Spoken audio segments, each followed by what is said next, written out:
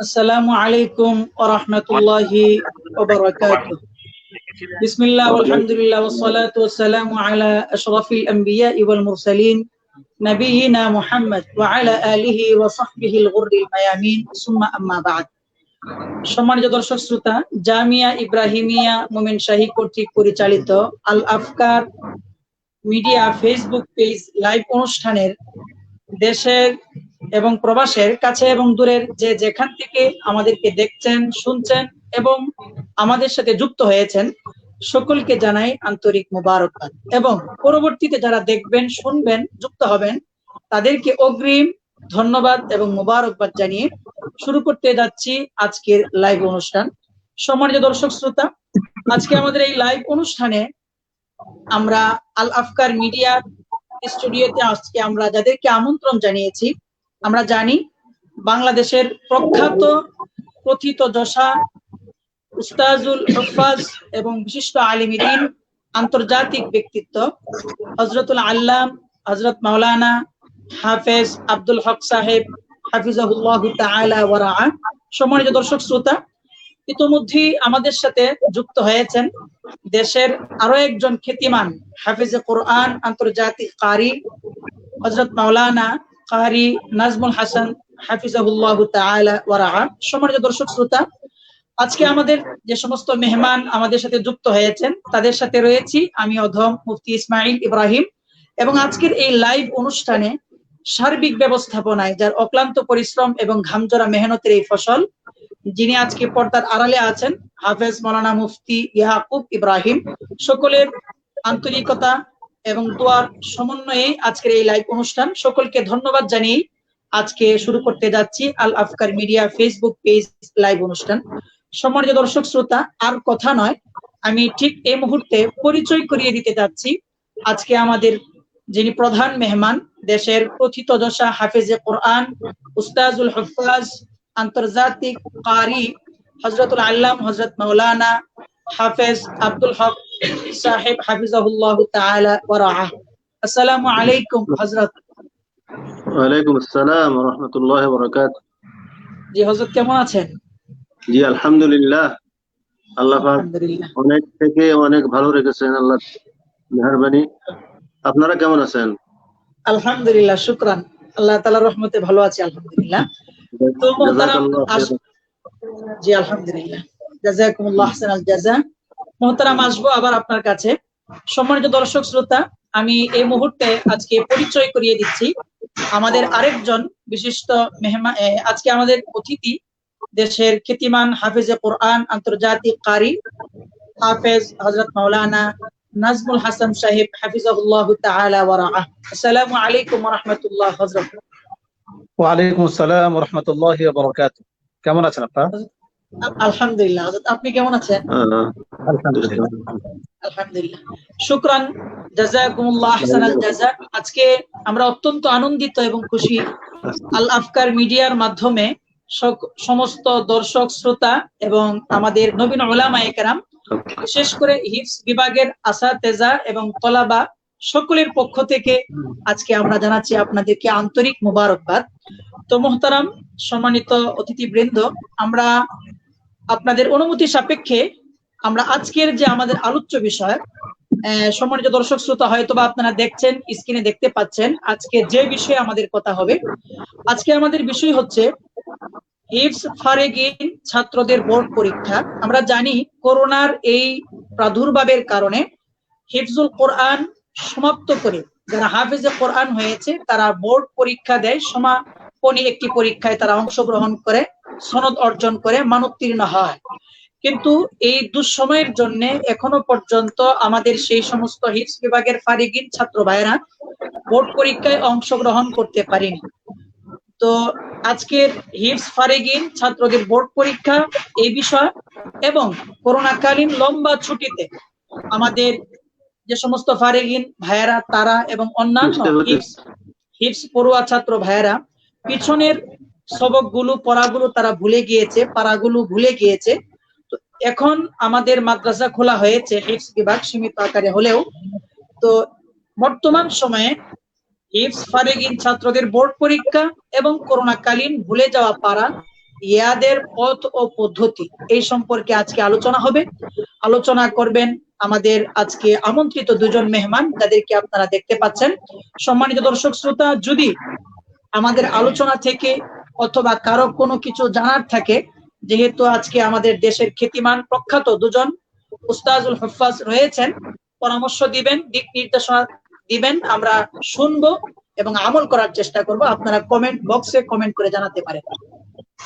তো আজকে আমি আমাদের যে বিষয় হিফজ ফারিগিন ছাত্রদের বোর্ড পরীক্ষা, করোনাকালীন সময়ে ভুলে যাওয়া পারা, ইয়াদ ও ইয়াদের পদ্ধতি, দুইটি বিষয়ের প্রথম বিষয়টি হচ্ছে হিফজ ফারিগিন ছাত্ররা বোর্ড পরীক্ষা দিত কিন্তু এখনো পর্যন্ত দিতে পারছে না, এবং আদৌ পরীক্ষা হবে কিনা, তাদের পরীক্ষা দিতে হবে কিনা এই সম্পর্কে কোন ধরনের ধারণা এবং কোন ধরনের আমরা এখনো অবগত নই। এই বিষয়ে আমরা প্রথমে আলোচনা করব। এই আলোচনা নিয়ে আমি যাচ্ছি আজকে আমাদের সম্মানিত অত্যন্ত শ্রদ্ধাভাজন মুহতারাম সম্মানিত উস্তাজুল হুফাজ হযরতুল আল্লাম হাফেজ কারি আব্দুল হক হাফিজাহুল্লাহ তাআলা। হযরত, আমরা জানতে চাচ্ছি আপনার কাছে, আমাদের হিফজ ফারিগিন ছাত্র যারা বোর্ড পরীক্ষা দিতে এখনো পর্যন্ত দিতে পারছেন না, আদৌ দিবেন কিনা, দিলে কিভাবে দিবে এবং সেটা হবে কিনা, এই বিষয়ে আমরা কিছু জানতে চাই। জি, আলহামদুলিল্লাহ, আল্লাহর অশেষ মেহেরবানি এবং আল্লাহর অশেষ শুকর আদায় করছি। আলহামদুলিল্লাহ, গুরুত্বপূর্ণ একটি বিষয় নিয়ে লাইভে আমরা আসছি। আলহামদুলিল্লাহ, আল্লাহর মিডিয়াকে অনেক ধন্যবাদ, যেটা নিয়ে আজকের আলোচনা হবে ইনশাআল্লাহ। আমাদের আজকের প্রথম প্রশ্ন হলো যে হিফজ ফারিগিন ছাত্রদের এই বছরের বোর্ড পরীক্ষা নিয়ে কথা। এক নম্বর কথা, এখন বোর্ড পরীক্ষা হবে কিনা, কবে হবে, কিভাবে হবে, এই বিষয় নিয়ে কথা। প্রথম কথা হলো দেশের যে পরিস্থিতি, করোনা মহামারীর ভিতরে আমাদের সরকার যে সময় বেঁধে দিয়েছেন, লাস্ট সীমা হইল আমাদের 6 অক্টোবর পর্যন্ত সকল শিক্ষা প্রতিষ্ঠানগুলি বন্ধ। শুধু 6 আগস্ট পর্যন্ত সকল প্রতিষ্ঠান বন্ধ, একমাত্র শুধু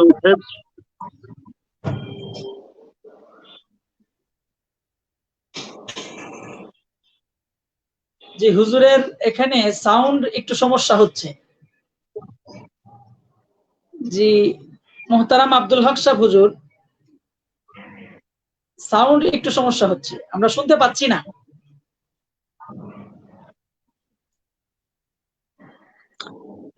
নেটওয়ার্কের সমস্যা হচ্ছে। জি সম্মানিত দর্শক শ্রোতা, আমাদের মুহতারাম নেটওয়ার্ক সমস্যা, আবারও যুক্ত হবেন ইনশাআল্লাহ, আমরা আশা করছি ইনশাআল্লাহ যুক্ত হবেন। তো হুজুর যুক্ত হবেন ইনশাআল্লাহ, আমরা হুজুর থেকে আজকে মন ভরে আমরা তৃপ্তি সহকারে ইনশাআল্লাহ কথা বলবো। আমাদের মনের একটা চাপা কষ্ট, যে কথাগুলো আমরা বলতে চাই, আমরা একটু দিক নির্দেশনা পেতে চাই, আমরা একটু কষ্টটাকে একটু লাঘব করতে চাই। তো আজকে ইনশাআল্লাহ আমাদের দেশের যারা রাহবর হিফজুল কোরআনের জন্য, হিফজ বিভাগের জন্য যারা আমাদের পথ প্রদর্শক এবং রাহবর, আজকে ওনাদেরকে আমরা পেয়েছি। আলহামদুলিল্লাহ, আমাদের ভাগ্য ভালো, আল্লাহ তাআলার অশেষ দয়া এবং মেহেরবানি। সম্মানিত দর্শক শ্রোতা, আমরা জানি দেশে হুফাজুল কোরআন ফাউন্ডেশন বাংলাদেশ আমাদের হিফজ বিভাগের জন্য আমরা মনে করি একটা অভিভাবকত্বের একটি ভূমিকা তারা পালন করছেন। আলহামদুলিল্লাহ সুম্মা আলহামদুলিল্লাহ, হিফজ বিভাগের যে একটি নাজেহাল অবস্থা ছিল, হুফাজুল কোরআন ফাউন্ডেশনের মাধ্যমে আলহামদুলিল্লাহ অনেকটা পুরা হয়েছে।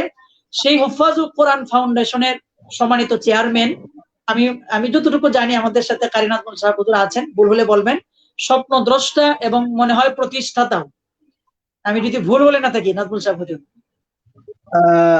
হুজুর প্রতিষ্ঠাতা না, কিন্তু বেশ কয়েক বছর ধরে হুফাজের সভাপতি আছেন, এবং উনি আসার পরই এই হুফাজের যে অগ্রগতিটা এবং যে স্পিড, সারা দেশে যে আজকে কোরআনের একটা জোয়ার এসেছে, এটা আব্দুল হক সাহেব হুজুর যখন হুফাজের হাল ধরেছেন তখন থেকে এটার জোয়ার শুরু হয়েছে। আলহামদুলিল্লাহ, সেই মহান ব্যক্তিত্ব যার যোগ্যতা, অভিজ্ঞতা এবং তিক্ত অভিজ্ঞতার অনেক কিছুই তার ভিতরে আছে। আজকে সবকিছু আমরা শুনবো ইনশাআল্লাহ। তো আমরা আশা করছি হযরত আমাদের সাথে ইনশাআল্লাহ যুক্ত হবেন। হয়তো বা বৈদ্যুতিক কোনো প্রবলেম আছে, তো হযরত আমাদের সাথে যুক্ত হওয়ার আগে ইনশাআল্লাহ আমরা ইনশাআল্লাহ এখন কথা শুনবো। এই মুহূর্তে আমরা যে বিষয়ে কথা শুনছিলাম হযরত থেকে, যেহেতু হযরত আমাদের থেকে বিচ্ছিন্ন হয়ে গেছেন, তো আমরা এখন কথা শুনবো এই বিষয়ে। হিফজ ফারিগিন ছাত্রদের বোর্ড পরীক্ষা, হয়তোবা এর আগে আমাদের হিফজ বিভাগ বন্ধ ছিল, খোলা ছিল না, একটা অনিশ্চয়তার ভিতরে ছিল পরীক্ষা হবে কি হবে না। এখন খোলা হয়েছে, প্রায় এক সপ্তাহেরও অধিক সময় চলে যাচ্ছে, কিন্তু এখনো পর্যন্ত কোনো সিদ্ধান্ত বোর্ড থেকে আমরা পাইনি।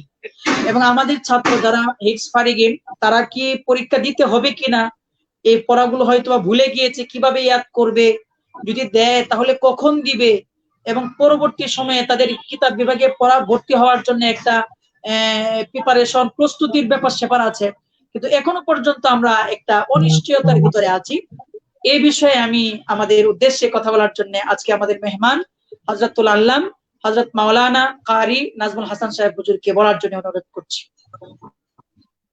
আলহামদুলিল্লাহ, আল আফকার মিডিয়াকে ধন্যবাদ যে ওনারা আজকে এত সুন্দর একটি বিষয়ের উপরে আলোচনা করার জন্য আমাকে সুযোগ দিয়েছেন এবং এই ধরনের একটা আয়োজন করেছেন, এই জন্য ওনাদেরকে ধন্যবাদ জানাচ্ছি। একটা সুন্দর আপনারা প্রশ্ন করেছেন যে করোনা মহামারীর কারণে আমাদের হিফজ এবং সবগুলো শিক্ষা প্রতিষ্ঠানগুলো বন্ধ হয়ে গেছে, এবং এই কারণে হিফজের ছাত্রদের সবচেয়ে বেশি ক্ষতি হয়েছে। স্কুলের ছাত্ররা কিন্তু তারা অনলাইনে পড়ে মোটামুটি আগাইতে পারতেছে।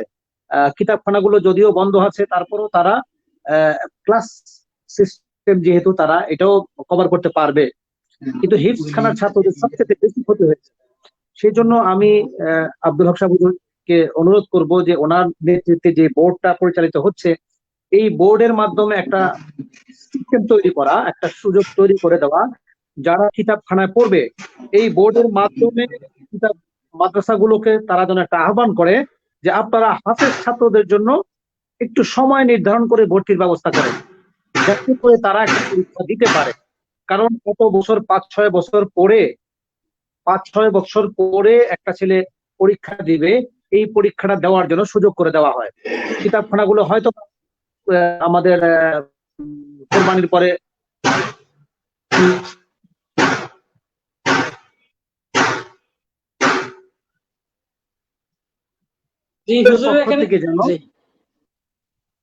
জি কোনো সমস্যা হচ্ছে না, সাউন্ড বোঝা যাচ্ছিল না, এখন শোনা যায়। আচ্ছা, হয়তো মিডিয়ার নেটওয়ার্কের একটু প্রবলেম মনে হচ্ছে। জি, তো যাই হোক, হুফাজুল কোরআন ফাউন্ডেশন আছে, বেফাক বোর্ড আছে, আমার মনে হয় যে সবার একটা সমন্বয় প্রয়োজন এই মুহূর্তে। এটা কোনো একা বোর্ডের পক্ষে সম্ভব না এই সমস্যার সমাধান করা। প্রত্যেকটা বোর্ডের সাথে বসে কিতাবখানায় ভর্তি হওয়ার ব্যাপারে সময় নেওয়া এবং একটা মাস সময় দিয়ে কিছু তেলাওয়াত করার পরে তারপর পরীক্ষার ঘোষণা করে এদেরকে যেন স্পেশাল ভাবে কিতাবখানায় ভর্তির একটা সুযোগ করে দেওয়া হয়, এরকম একটা প্রস্তাব আসতে পারে। তো হযরত এখানে একটি বিষয় হচ্ছে যে কিতাব বিভাগের ভর্তি হওয়া সেটি পরের বিষয়, কিন্তু আমাদের যে বিষয়টি আমরা তো ইতিমধ্যে দেখতে পেলাম যে হিফজুল কোরআন বিভাগ, তাহফিজুল কোরআন যে বিভাগটা আছে, সেই বিভাগ তো খুলে দেওয়া হয়েছে। তো সেই বিভাগ খোলা হয়েছে প্রায় এক সপ্তাহের বেশি সময় হয়ে গেল। ঈদের আগে আরো প্রায় 10-15 দিনের মতো সবক হবে, খোলা থাকবে। তো এই যে সময়টা, তো আমরা তো ভাবি যে আমাদের যে বোর্ডের অধীনে হিফজ ফারিগিন ছাত্ররা পরীক্ষা দেয়, তো ওই বোর্ডের মাধ্যমে বা তাদের পক্ষ থেকে একটা দিক নির্দেশনা, পরীক্ষা কবে হবে বা হবে কিনা, হলে কিভাবে হবে, এটা তো হওয়া উচিত ছিল, কিন্তু এই ব্যাপারে আমরা কোন রকমের পদক্ষেপ আমরা দেখতে পাচ্ছি না, শুনতে পাচ্ছি না। এই ব্যাপারে কি বলবেন হযরত? এটা খুব সুন্দর প্রশ্ন করছেন যে এতদিন হয়ে গেল এরপরও কেন আসতেছে না। আসলে এটা আমাদেরও প্রশ্ন যে যেহেতু 10-12 দিন হয়ে গেছে মাদ্রাসাগুলো খুলেছে, যদিও খুলেছে কিন্তু কার্যকর তেমন একটা হয়নি, কিন্তু প্রত্যেকটা মাদ্রাসায় সামান্য ছাত্র এসেছে, গার্ডিয়ানরা এখনো পর্যন্ত আস্থা ফিরে পাচ্ছে না। সবার কথা যে আমরা কোরবানির পরে নিয়ে আসবো, এরকম একটা কথা বলতেছে সবাই, বুঝতে পারছেন? তো এক্ষেত্রে হুফাজুল কোরআন ফাউন্ডেশন বেফাকের সাথে বসে এবং অন্যান্য বোর্ড যারা আছে সবার সাথে বসে একটা সিদ্ধান্ত সম্ভাবনা নেওয়া উচিত ছিল এবং উচিত, সামনে এই ব্যবস্থাটা নেওয়া উচিত। এবং সেটা তো যেহেতু হিফজ বিভাগ খোলা হয়েছে এবং সেটা খোলা থাকবে আমরা আশা করছি, এবং যদি একটা পরীক্ষার ডেট চলে আসে, তারিখ চলে আসে, তাহলে আশা করছি যে ছাত্ররা একটু আগ্রহান্বিত হবে, তারা প্রস্তুতি নেওয়ার একটি সাহস পাবে, গার্ডিয়ানরাও একটু সচেতন হবে। এই ক্ষেত্রে আমার মনে হয় যে আমাদের বোর্ড দায়িত্বশীল যারা আছেন হয়তো বা এটা একটু ভেবে দেখা দরকার, অবশ্যই গুরুত্ব দেওয়া প্রয়োজন। অবশ্যই। এবং পাশাপাশি আমি আপনার থেকে যে জিনিসটা শুনতে পেলাম সেটা হচ্ছে হুফাজুল কোরআন ফাউন্ডেশন,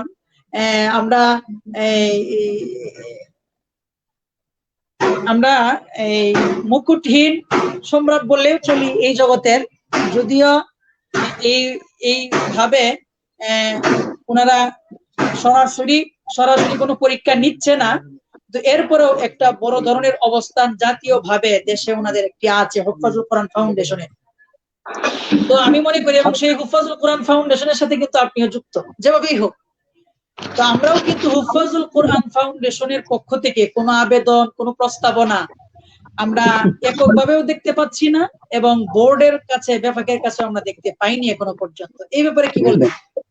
সম্মানিত দর্শক শ্রোতা, আমি আপনাকে যেটা বলতে চাচ্ছি সেটা হলো হুফাজুল কোরআন ফাউন্ডেশন কিন্তু পরীক্ষা নিচ্ছে, হুফাজুল কোরআন সরাসরি বোর্ডের মাধ্যমে হাফেজ ছাত্রদের একটা পরীক্ষা নিচ্ছে। এই বছর হয়তো নেয়নি, কিন্তু তারা কিন্তু বোর্ডের মাধ্যমে একটা বোর্ড আছে, হুফাজের একটা বোর্ড আছে, এখানে অনেক ছাত্র পরীক্ষা দেয়। এখন যেটা সমস্যা হয়েছে আমাদের সেটা হলো এই করোনার কারণে প্রত্যেকটা বোর্ডই পরীক্ষা নেওয়াটা বন্ধ করে দিয়েছে, তাদের সমস্ত কর্মসূচি বন্ধ হয়ে গেছে। এখন নতুন করে মাদ্রাসা যেহেতু খুলেছে, হুফাজ, তারপর বেফাক এবং অন্যান্য যে বোর্ড গুলো আছে এগুলো একটা আলোচনা করে একটা সমন্বয় করা যেতে পারে, মানে মাত্র খোলার সাথে সাথে পরীক্ষা নেওয়া সম্ভব না, একটু সময় দিয়ে। এবং এই ক্ষেত্রে আরেকটা তারা থাকে, যারা হাফেজ হয়ে গেছে তারা কিতাবখানায় ভর্তি হবে। সেই ক্ষেত্রে আমি আগে যে বলেছিলাম যে এই হাফেজ ছাত্ররা জন্য মানে পরীক্ষা দিয়ে একটু সময় নিয়ে পরীক্ষা দিয়ে গিয়ে কিতাবখানা ভর্তি হতে পারে। এই জন্য আমার মনে হয় বোর্ডের পক্ষ থেকে মাদ্রাসাওয়ালাদের একটা ঘোষণা আসা উচিত, একটু সময় দেওয়া হাফেজ ছাত্রদের জন্য। এই ব্যাপারে হুফাজের সভাপতি সমিতি যিনি আব্দুল হক সাহেবকে একটা ভালো ভূমিকা রাখার জন্য বলতেছি, উনি যদি একটা ঘোষণা দেন এবং বেফাকের সাথে একটু সমন্বয় করার চেষ্টা করেন, তাহলে আমার মনে হয় এটা ভালো একটা কার্যকর হবে। আমরা এই ব্যাপারে ইনশাআল্লাহ ইনশাআল্লাহ। জি হযরত, আমরা সম্মানিত দর্শক শ্রোতা, আমাদের মাঝে ইতিমধ্যেই যুক্ত হয়েছেন আমাদের আজকের যিনি প্রধান মেহমান হযরতুল আল্লামা আব্দুল হক হাফিজাহুল্লাহ। আমরা হযরতের কাছে যে জিনিসটা শুনতে চাচ্ছিলাম এবং শুনছিলাম সেটি হলো আমাদের হিফজ ফারিগিন যে সমস্ত ছাত্ররা রয়েছে যারা বোর্ড পরীক্ষা দিতেন, তো তারা বোর্ড পরীক্ষা দিতে পারেনি এখনো, মাদ্রাসা হিফজ বিভাগ খোলা হয়েছে, পরীক্ষা আদৌ দিতে পারবে কিনা, দিলে পরীক্ষার দিন তারিখ কখন হবে, কিভাবে হবে, এবং পরীক্ষা দেওয়ার পরে তারা পরীক্ষা দেওয়ার আগে কতটুকু সময় পাবে, এবং পরীক্ষা দেওয়ার পরে কিতাব বিভাগে তারা ভর্তি হতে পারবে কিনা, বা একেবারেই যদি পরীক্ষা দিতে না পারে বোর্ড পরীক্ষা, তাহলে এত বছর কষ্ট করে তারা যে হাফেজে কোরআন হয়েছে পরবর্তী জীবনে এর কোনো মান থাকবে কিনা, এই বিষয়ে আমরা এখন কথা শুনবো আমাদের মেহমান হযরত মাওলানা হাফেজ আব্দুল হক হাফিজাহুল্লাহ তাআলা ওয়া রাহমাতুহু। জি হযরত। জি, আসল কথা হলো এখন দেশের বর্তমান পরিস্থিতির উপরে সবকিছু নির্ভর। এখন সরকার শুধু বিভিন্ন দরখাস্ত আহ্বানের বিবৃতির পর আলহামদুলিল্লাহ সরকার আমাদের শুধু হেফজ বিভাগটা খুলে দিয়েছেন, আল্লাহ পাকের শুকরিয়া আদায় করছি এবং সরকারের শুকরিয়া আদায় করছি, অনেক অনেক ধন্যবাদ সরকারকে। তো এখন আমাদের আজকের মেইন কথা হলো যে ফারিগিন যারা হেফজ বিভাগ থেকে ফারেক হয়েছেন তারা আমাদের এই গত বছরের বোর্ডের পরীক্ষা দিতে পারেনি, এই করোনা মহামারীর কারণে বোর্ড পরীক্ষা স্থগিত হয়ে গেছে এবং তারা পরীক্ষা দিবে। পরীক্ষার পরে আমাদের এই শিক্ষা বছর শুরু হলো রমজানের পর, তারা কিতাবখানায় যাবে, বিভিন্ন শাখায় তারা ভর্তি হবে, সেই সুযোগও বন্ধ হয়ে গেছে। এখন আমাদের কি করণীয়, কি করতে পারি? আলহামদুলিল্লাহ সরকার যেহেতু শুধু হেফজ শাখাটা খুলে দিয়েছেন, সরকার যদি কমপক্ষে ঈদের পর পর আগস্টের 6 তারিখে যে ঘোষণা দেওয়া আছে যে পর্যন্ত, তারপর পর যদি মাদ্রাসাগুলি খুলে দেন, সকল শিক্ষা প্রতিষ্ঠানগুলি খুলে দেওয়া হয়, তার সাথে সাথে আমরা যে সমস্ত শিক্ষা বোর্ডগুলি আছে, বেফাক শিক্ষা বোর্ড, হুফাজুল কোরআন ফাউন্ডেশনের হেফজ শিক্ষা বোর্ড এবং আরো বিভিন্ন বোর্ড, সবগুলি বোর্ড আমরা তড়িৎ গতিতে আমরা ঘোষণা দিয়ে যে 1 সপ্তাহ বা 10 দিনের একটা সময় দিয়ে যদি আমরা এই বছরের জন্য শুধু বোর্ডের পরীক্ষাগুলি নিয়ে নিতে পারি ইনশাল্লাহ, তাহলে ছাত্ররা বঞ্চিত হবে না, মাহরুম হবে না, এবং তারা এই বছর যদিও সময় একটু পার হয়ে গেছে, তারা এখনো ভর্তি হইতে পারবেন ইনশাল্লাহ, যদি সরকার এই কাজটা করেন। এই মাদ্রাসাগুলির প্রতি ছেলেদের দিকে তাকাইয়া, ছেলেদের জীবনের দিকে তাকাইয়া, তাদের জীবনটা যেন শিক্ষা ক্ষেত্রে নষ্ট না হয়, সময়টা অপচয় না হয়। আলহামদুলিল্লাহ, আল্লাহ পাক যদি দয়া করে মেহেরবানি করে এই করোনা মহামারী থেকে আমাদেরকে রক্ষা করেন, আল্লাহ যদি পরিবেশটা আমাদের অনুকূলে এনে দেন, তাহলে ইনশাল্লাহ আশা করি সম্ভব হবে। আমরা ইনশাল্লাহ এই সরকারের কাছে বিনীত নিবেদন রাখবো ইনশাল্লাহ, ও ছেলেই যেন ছেলেদের, যে ছেলেরা হেফজ সমাপন করে তারা শেষ করছে, বোর্ডের পরীক্ষা দিতে পারে নাই, কমপক্ষে এই সুযোগটা যেন সরকার করে দেন। এই ব্যাপারে আমরা ইনশাল্লাহ সরকারের কাছে অনুরোধ রাখবো। আমরা যোগাযোগ করবো ইনশাল্লাহ, ব্যাপকত আছে, ব্যাপক যোগাযোগ করবে, যতগুলি বোর্ড আছে সবগুলি বোর্ড পেলে যদি আমরা চেষ্টা করি ইনশাল্লাহ আশা করি একটা কিছু হবে। আর যে সমস্ত ছেলেরা আরেক হচ্ছে, তারা এখন বাড়িতে বসা অবস্থায় তারা কোরআন শরীফ ভুলে যাইতেছে। আমি আরো বিভিন্ন লাইভও বলছি, আজকেও বলি, তারা যদি বাড়িতে বসে সরকারের এই নির্দেশ আসা পর্যন্ত তারা ঘোরাফিরে সময় নষ্ট না করে দৈনিক কমপক্ষে কোরআনে কারিমের একটা মঞ্জিল যদি তারা তেলাওয়াত করে, কোরআনে কারিমের 7টি মঞ্জিল আছে, দৈনিক 1 মঞ্জিল যদি তারা তেলাওয়াত করেন, তো ইনশাআল্লাহ কোরআন শরীফ তাদের ইয়াদ কাটা হবে না, ইয়াদ ভুলবে না, 7 দিনে খতম হবে, মাসে 4 খতম হবে।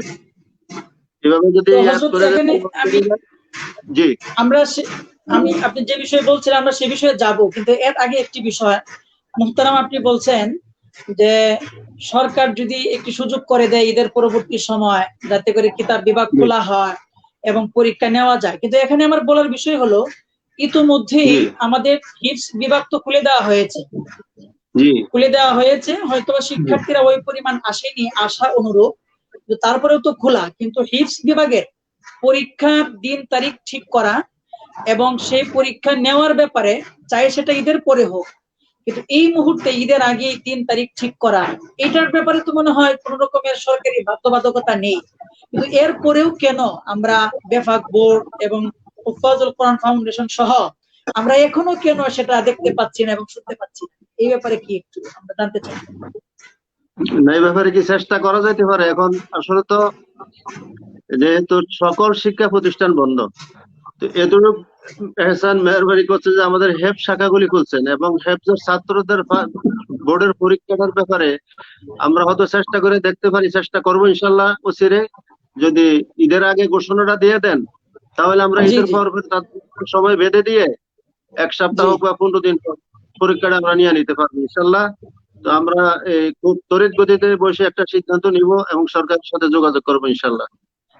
আমি তো মনে করি যে মানে পরীক্ষা নেওয়ার ব্যাপারে যেহেতু হিফজ পরীক্ষা হবে, সেটা সরকারের সাথে তো অবশ্যই যোগাযোগ করতে হবে, কিন্তু এরপরেও কিন্তু এটা আমাদের ভিতরে, আমাদের বোর্ডের কিন্তু এটা দায়িত্ব এবং কাজ। আরেকটি বিষয় হলো মুহতারাম, আপনি বলছেন যে আমরা তড়িৎ গতি যেন নিতে পারি, সেই হিসাবে আমরা তো জানি যে দেশের সর্ববৃহৎ অনেকগুলো বোর্ডের একটি বৃহৎ বোর্ড হলো বেফাকুল মাদারিসিল আরাবিয়া বাংলাদেশ। তো তার অধীনে হিফজ ছাত্র ফারিকিন তারা পরীক্ষা দেয়, তো তারা আমরা সেই বোর্ডের থেকেও কিন্তু এখনো পর্যন্ত আমরা সুনির্ধারিত কোনো আমরা এই ব্যাপারে কোনো দেখছি না। এই ব্যাপারে হুফাজুল কোরআন ফাউন্ডেশনের পক্ষ থেকে কোনো প্রস্তাবনা তাদের কাছে থাকতে পারে কিনা, বা তাদের এই ব্যাপারে কোনো সিদ্ধান্ত নিতে পারে কিনা, এই ব্যাপারে আপনি কি বলবেন? কাদের সঙ্গে? বিভাগের সাথে? জি বিভাগের সাথে। বিভাগে তো আসলে কি বলবো, বিভাগ নিয়ে এখন বর্তমানে যে দেশে যে পরিস্থিতি আরম্ভ হয়েছে, এখন জি। এগুলি তো লাইভে বা মিডিয়াতে অনেকে অনেক কিছু ব্যাপার নিয়ে পক্ষে বিপক্ষে লেখালেখি করছে, এগুলি বুদ্ধিমানের কাজ না, এটি আলেমদের শান না।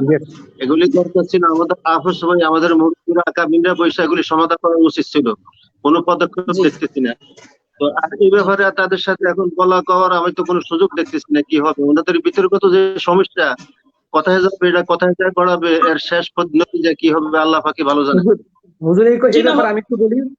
জি জি জি জি যদিও বেফাক একটা বড় বোর্ড, তারপরও হিফজের ব্যাপারে বাংলাদেশের ইতিহাসে সবচাইতে বড় ভূমিকা হুফাজের। জি, আমার মনে হয় এই অবশ্যই। ব্যাপারে হুফাজ একটা সিদ্ধান্ত নিলে বেফাক ওইটা জি আগে আসবে ইনশাআল্লাহ। আমরা অন্যান্য বোর্ড সব হুফাজকে ফলো করবে ইনশাআল্লাহ। আমার মনে জি, হয় যে ইনশাল্লাহ। হুফাজ এই ব্যাপারে একটা সিদ্ধান্ত নিয়ে নেয়। এবং জি হুজুর যে কথাটা বলেছেন যে বেফাকের বর্তমান যে দশা, এটা ব্যক্তিগত একটি থাকতে পারে, একটা পরিবারে তো অনেক কিছুই হয়, তাই বলে কিন্তু হুম, জাতির আগামী দিনের ভবিষ্যৎ যারা, তাদের ভবিষ্যৎ মানে একটু ক্ষতির দিকে যাক, এটা তো কখনোই কাম্য না। এবং সব না থেকে বড় বিষয় আমার হুজুর উস্তাদ মানে আমাদের নাজমুল সাহেব হুজুর যেটা বললেন, হুফাজুল কোরআন ফাউন্ডেশন হিফজ বিভাগের জি জন্য, হিফজ বিভাগের ছাত্রদের জন্য, শিক্ষকদের জন্য একটা বড় বট গাছের মতো একটা ছায়া কিন্তু হযরত।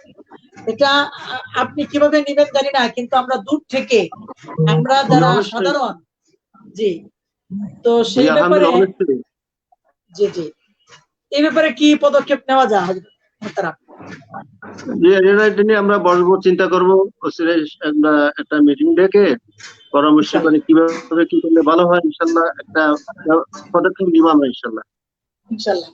তো সম্মানিত দর্শক শ্রোতাদের উদ্দেশ্যে আমি বলতে চাই, আজকের এই লাইভের মাধ্যমে আজকে আমাদের দেশে একজন প্রখ্যাত হাফেজে কোরআন এবং হিফজ বিভাগের মান উন্নয়নের জন্য আমি যাদেরকে মানে উৎসর্গ নিবেদিত প্রাণ বলবো, তাদের কথিত দশা আছেন এখানে, বিশেষ করে আমাদের আব্দুল হক সাহেব হাফিজাহুল্লাহ তাআলা। আজকে আমরা আলহামদুলিল্লাহ একটি আশাব্যঞ্জক শব্দ শুনলাম। ইনশাল্লাহ আমরা আশা করছি, দর্শকদের পক্ষ থেকে বলছি এবং দর্শকদের সান্ত্বনার জন্য বলছি, ইনশাল্লাহ ঈদের আগেই আমরা হুফাজুল কোরআন ফাউন্ডেশন তার মাধ্যমে এবং তাদের আমরা অবশ্যই হিফজ ফারেগিন ছাত্রদের বোর্ড পরীক্ষার বিষয়ে একটি সিদ্ধান্ত ইনশাল্লাহ আমরা তড়িৎ গতি শুনতে পাবো ইনশাল্লাহ। আল্লাহ তাআলা জি আমাদেরকে তৌফিক দেন।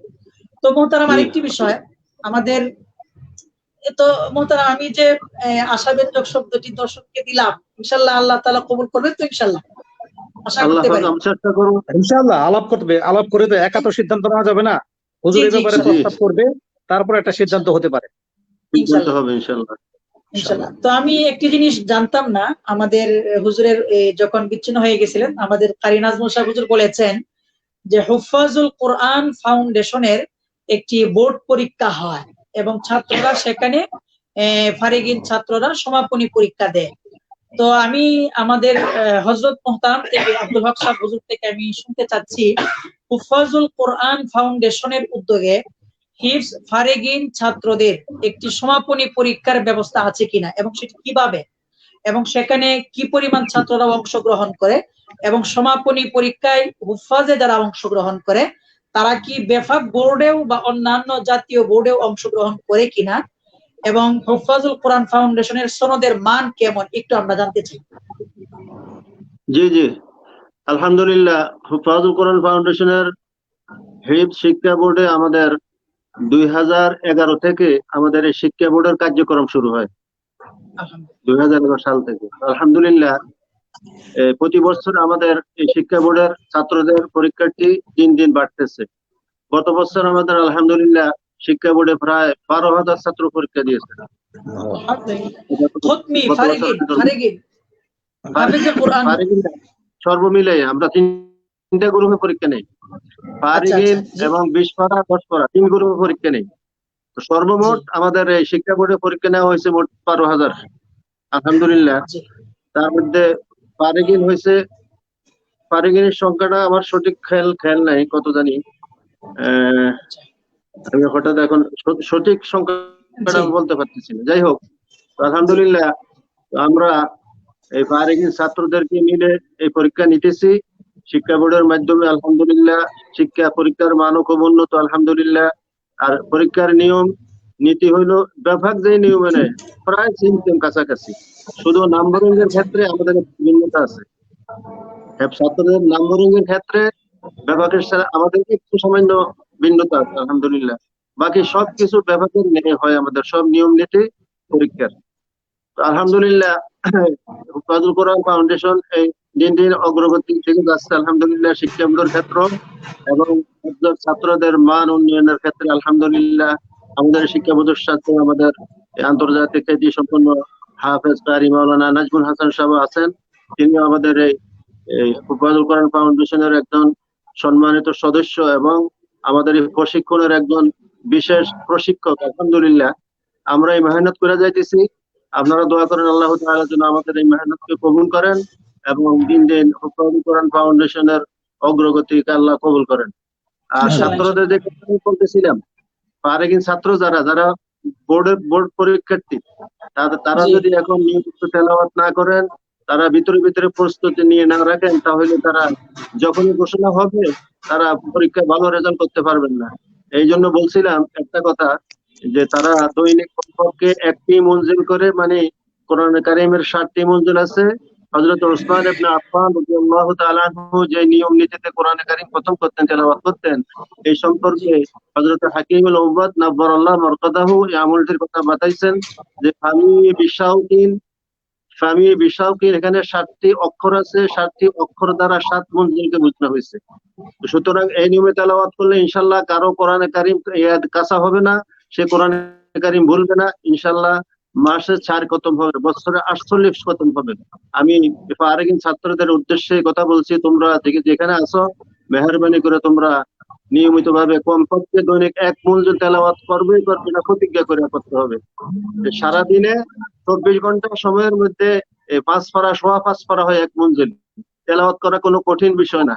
1-1.5 ঘন্টা বা উর্ধে 2 ঘন্টা সময় লাগবে। এক বৈঠকে না হয় 2-3 বারে বসলে হয়ে যায়। আমি আশা করবো হাফেজ ছাত্রদেরকে ইনশাআল্লাহ তোমরা এই আমলটি ইনশাআল্লাহ নিয়মিত করবে, আর সমস্ত গুনাহ থেকে তোমরা বেঁচে থাকবে ইনশাআল্লাহ। কখনো জীবনে কোনো শিব বলবে না। এবং তোমরা ভিতরে চেষ্টা করো, ইনশাআল্লাহ পরীক্ষার জন্য আমরাও চেষ্টা করবো যেন উচিত আমরা একটা কিছু ব্যবস্থা নিতে পারি। আল্লাহ তাআলা আমাদেরকে সহজ করে দিন। আল্লাহুম্মা লা সাহলা ইল্লা মা জাআলতাহু সাহলা ওয়া আনতা তাজআলুল হাযানা সাহলান ইযা শি'ত। আলহামদুলিল্লাহ।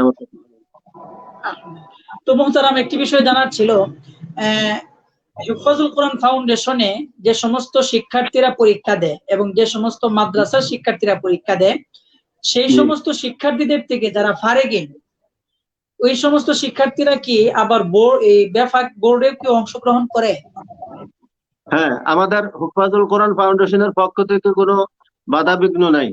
যারা হুফাজুল কোরআন ফাউন্ডেশনের শিক্ষা বোর্ডে পরীক্ষা দিবে তারা বেফাকও দিতে পারবে, আমাদের পক্ষ থেকে কোনো নিষেধ নেই। আবার যারা বেফাকে পরীক্ষা দেয় তারাও ইচ্ছা করলে আমাদের শিক্ষা বোর্ডে দিয়ে পরীক্ষা দিতে পারে। আমাদের হুফাজুল কোরআন পক্ষ থেকে কোনো বাধা বিঘ্ন নাই আলহামদুলিল্লাহ। এরকম অনেক মাদ্রাসা আছে হুফাজও দেয় আবার বেফাক বোর্ডও দেয়। তার দ্বারা আবার অনেকটা মান উন্নয়ন করা যায়, যে কোন পরীক্ষা কেমন মান হইলো, হুফাজের পরীক্ষা, বোর্ডের পরীক্ষা কেমন, কে কত নম্বর পাইলো, বেফাকে কত পাইলো, এটা আরেকটা জিনিস মানে সমন্বয় করা যায় আলহামদুলিল্লাহ। এরকম অনেক মাদ্রাসা আছে 2 বোর্ডে পরীক্ষা দেয়। আর আমাদের পক্ষ থেকে যে যারা হুফাজ বোর্ডে পরীক্ষা দিবে তারা বেফাকে দিতে পারবে না, আমাদের পক্ষ থেকে এরকম কোনো বাধা বিঘ্ন নাই, নিষেধ নাই। আলহামদুলিল্লাহ। তো একটি বিষয় বলছিলেন যে নাম্বারের ক্ষেত্রে বেফাকের সাথে একটু পার্থক্য ব্যবধান আছে, একটু আমরা জানতে পারি কি বিষয়টা কেমন? এগুলি তাজবিদের বিষয়, এখানে আসলে কথা বলতে অনেক কথা, এগুলি বিতর্কত ব্যথা। যারা মুমতাহিন হন ওপেন বলা উচিত না, শিক্ষক, এগুলি বলা উচিত না, অনেক কথা না বলাই ভালো। হিফজের পরীক্ষাটা নিতেছিল, তারপর হুফাজ কেন একটা বোর্ড করলো, এটার কিছু কারণ ছিল, মানের কিছু কারণ থাকার কারণে হুফাজ আলাদা একটা বোর্ড করতে বাধ্য হয়েছে। এই ব্যাপারে কিছু আলোচনা হয়েছিল, এর চেয়ে বেশি আমার মনে হয় আর কিছু বলার দরকার নেই। বিতর্কিত কিছু ব্যাপার আছে যেগুলো আসলে আলোচনার উচিত না। আলোচনাটা কি বেফাক বোর্ডের সাথে হয়েছিল? বেফাকের সাথে আমরা আলোচনা 1 বার না 2 বার না 3 বার হয়েছিল। একটা সমন্বয় করে হুফাজ বোর্ডের সাথে বেফাক বোর্ডের সাথে পরীক্ষা নেওয়ার জন্য আমরা 3টি বৈঠক করছিলাম মুরব্বীদের সাথে। এটা সমন্বয় করার জন্য হয় না কোনো কারণে, যাই হোক আলহামদুলিল্লাহ। তারপর থেকে আমরা বিভাগের এক মুরব্বীর নির্দেশ ক্রমে আমাদের নায়েবে সদর তিনি আমাদেরকে পরিষ্কার আমি বলে দিই যে তিনি বলছিলেন যে ঠিক আছে আপনারা আপনাদের গতিতে চলেন, আমরা ব্যাপকের সাথে হবে না। আমাদেরকে যখন উনি কথা অনুমতি দিলেন তখন আমরা হুফাজুল কোরআন ফাউন্ডেশন আর কোনো আলোচনা সমালোচনা কিছু না করে আমরা হুফাজের গতিতে আমাদের গতিতে আমরা চলছি, বোর্ডের পরীক্ষা নিতেছি। যেহেতু হুফাজুল কোরআন ফাউন্ডেশনের হেফজ একটা শিক্ষা, স্বতন্ত্র শিক্ষা হেফজ বোর্ড, শুধু হেফজের উপরে, আমরা তো অন্য কোনো ইয়ে করি নাই। জি হযরত, তো কিছু বিষয় আছে এমন আমরা হয়তো বা সমালোচনার জন্য না, অন্তত প্রস্তাব তো দিতে পারি যে আমাদের যেহেতু একটি জাতীয় বোর্ড, তো আমাদের হিফজ বিভাগের একটি আলাদা একটি বিভাগ, একটি পৃথক বিভাগ, কিন্তু সেই বিভাগের মানে বিভাগ সম্পর্কে আসলে আমরা অনেক সময় অনেক কিছু শুনি না, জানি না, আমাদের ওইভাবে গুরুত্ব দেওয়া হয় না। আসলেও তো একটা বোর্ডের জন্য প্রত্যেকটা বিভাগকে পৃথক পৃথক ভাবে তার অবস্থান থেকে মূল্যায়ন করা তো হুজুর প্রয়োজন নাকি? অবশ্যই অবশ্যই অবশ্যই ইনশাআল্লাহ। যে আজকের এই লাইভের মাধ্যমে আমরা আমাদের বোর্ডকে এই প্রস্তাব রাখবো, আমরা আবেদন জানাচ্ছি, আমরা অন্য কোনো বিষয় না, যা হিফজ কিতাব বিভাগের পাশাপাশি যেন হিফজ বিভাগকে নিয়ে যেন ভাবা হয় এবং হিফজ ছাত্রদের জন্য যেন আলাদা একটি ফিকির করা হয়। সম্মানিত দর্শক শ্রোতা, আমরা এতক্ষণ কথা শুনছিলাম আমাদের হাফেজ আব্দুল হক সাহেব হাফিজাহুল্লাহু তাআলা। এর আগে আমরা কিছু কথা শুনেছি কারি নাজমুল সাহেব হুজুর দামাত বারাকাতুহুল আলিয়া। এবার আমরা কথা শুনবো আন্তর্জাতিক কারি হাফেজ মাওলানা কারি নাজমুল সাহেব হুজুর হাফিজাহুল্লাহু তাআলা। আমরা হযরত থেকে এখন যে জিনিসটি শুনবো যে মোহতারাম, আমাদের হিফজ বিভাগ খোলা হয়েছে, তো হিফজ বিভাগ খোলার পরেও আপনি আগেও বলেছেন এবং এটি বাস্তবতা যে প্রত্যেকটি মাদ্রাসার যে সমস্ত শিক্ষার্থীরা আশা অনুরূপ আসেনি। আগে আসার আগ্রহ থাকলেও এখন গার্ডিয়ানরা বলছে যে অর্থনৈতিক সংকট বা সামনে ঈদ অল্প কয়েকদিনের জন্য কিভাবে আসবে, ঈদের পরে একত্রে আসি। তো মোহতারাম, যে সমস্ত শিক্ষার্থীরা এসেছে অথবা যারা আসেননি তাদের তো আরো নাজেহাল অবস্থা, কিন্তু যারা এসেছেন আমরা যতটুকু জানি এবং বুঝতে পারলাম প্রায় অধিকাংশ বাচ্চারাই পিছনের যে সমস্ত কোরআন কারীম তারা মুখস্থ করেছিল, হিফজ করেছিল, প্রায় বেশিরভাগই তারা ভুলে গেছে, ইয়াদ হারা হয়ে গেছে। এখন এই সমস্ত শিক্ষার্থীদের জন্য তারা সামনের সবক করবে না পিছনের পারাগুলো ইয়াদ করবে, পিছনের পারা যদি ইয়াদ করে তাহলে সেটা কিভাবে করবে, শিক্ষকদের কি করণীয় হবে এবং শিক্ষার্থীরা এবার কিভাবে কি করবে, এই সম্পর্কে আমরা একটু দিক নির্দেশনামূলক কথা শুনতে চাই। কারি নাজমুল সাহেব। আসলে এই ব্যাপারে আমার যেটা ব্যক্তিগত মতামত, সেটা ক্লাস টিচাররা সবচেয়ে ভালো জানে। আমার গ্রুপে যে 15 জন ছেলে আছে, এই 15 জনের মেধা কেমন, কে কতটুকু নিতে পারে, কার ইয়াদের ক্ষমতা কতটুকু, এই ব্যাপারে সবচেয়ে ভালো বোঝেন ক্লাস টিচার। এই ব্যাপারে চাপায়া দিলেও হবে না। যে ক্লাস টিচার সে তার 15 জন ছাত্র বা যে কয়জন ছাত্র থাকে তার মেধাটা সে সবচেয়ে ভালো বোঝে। সে এই ব্যাপারে সিদ্ধান্ত নিবে যে কাকে কিভাবে চালানো উচিত, কে সবক করতে পারবে, সবক করে কভার করতে পারবে, কে সবক বন্ধ রাখতে হবে। এই ব্যাপারে আপনার সিদ্ধান্ত ওই ক্লাস টিচার নিতে পারবে আমার মনে হয়। এই ব্যাপারে চিন্তা ভাবনা করে উচিত কোনটা সিদ্ধান্ত নেবে। তো এখন একটি বিষয় হচ্ছে বাকি সিদ্ধান্ত তো ক্লাস টিচার নিবে, আমরা তো জানি যে, কারণ আপনারা যেমন ঢাকাতে আন্তর্জাতিক মানের প্রতিষ্ঠান করেছেন আলহামদুলিল্লাহ, অন্যান্য বিভাগীয় শহর, জেলা শহর, থানা শহরে আছে আলহামদুলিল্লাহ, কিন্তু অত্যন্ত মফস্বল পর্যায়ের যে এলাকা আছে ওখানে অনেক শিক্ষক আছেন যারা হয়তো বা শুধু এই ভিতরের অবস্থার ভিতরেই থাকেন। তো আসলে তাদের উদ্দেশ্যে এবং বিশেষ করে আপনি আপনার প্রতিষ্ঠানে আপনার অনেক রকমের ছাত্ররা আছে, তো এই ব্যাপারে আপনি কিভাবে কি করছেন এটা আমরা একটু শুনতে চাই। যে অনেক ছাত্র আছে এমন। জি জি, আমাকে বলতেছেন?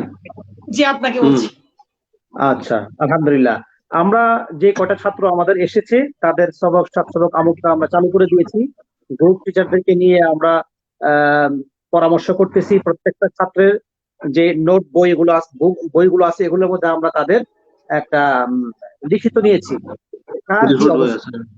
পারা ভুলে গেছে, এগুলো দেখে দেখে আমরা প্রত্যেকটা ছাত্রের ব্যাপারে আলাদা একটা প্রোফাইল তৈরি করে যাকে যেভাবে করা উচিত সেভাবে পরিচালনা করতেছি। এবং প্রত্যেকটা ফ্লোরের একজন জিম্মার আছে, তারা এই সিদ্ধান্তগুলো বাস্তবায়ন হচ্ছে কিনা এগুলো নিয়ে আলোচনা করে আমাদের জানাচ্ছে প্রতিনিয়ত।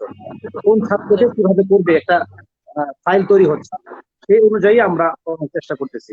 এবং যারা এখনো উপস্থিত হয়নি তাদেরকে ফোন দিয়ে আমরা অনলাইনের মাধ্যমে চেষ্টা করতেছি, গার্ডিয়ানদেরকে বলতেছি যে তোমরা তেলাওয়াত করে বেশি বেশি করে, কিভাবে পড়া উচিত হুজুর আলাপ করতে।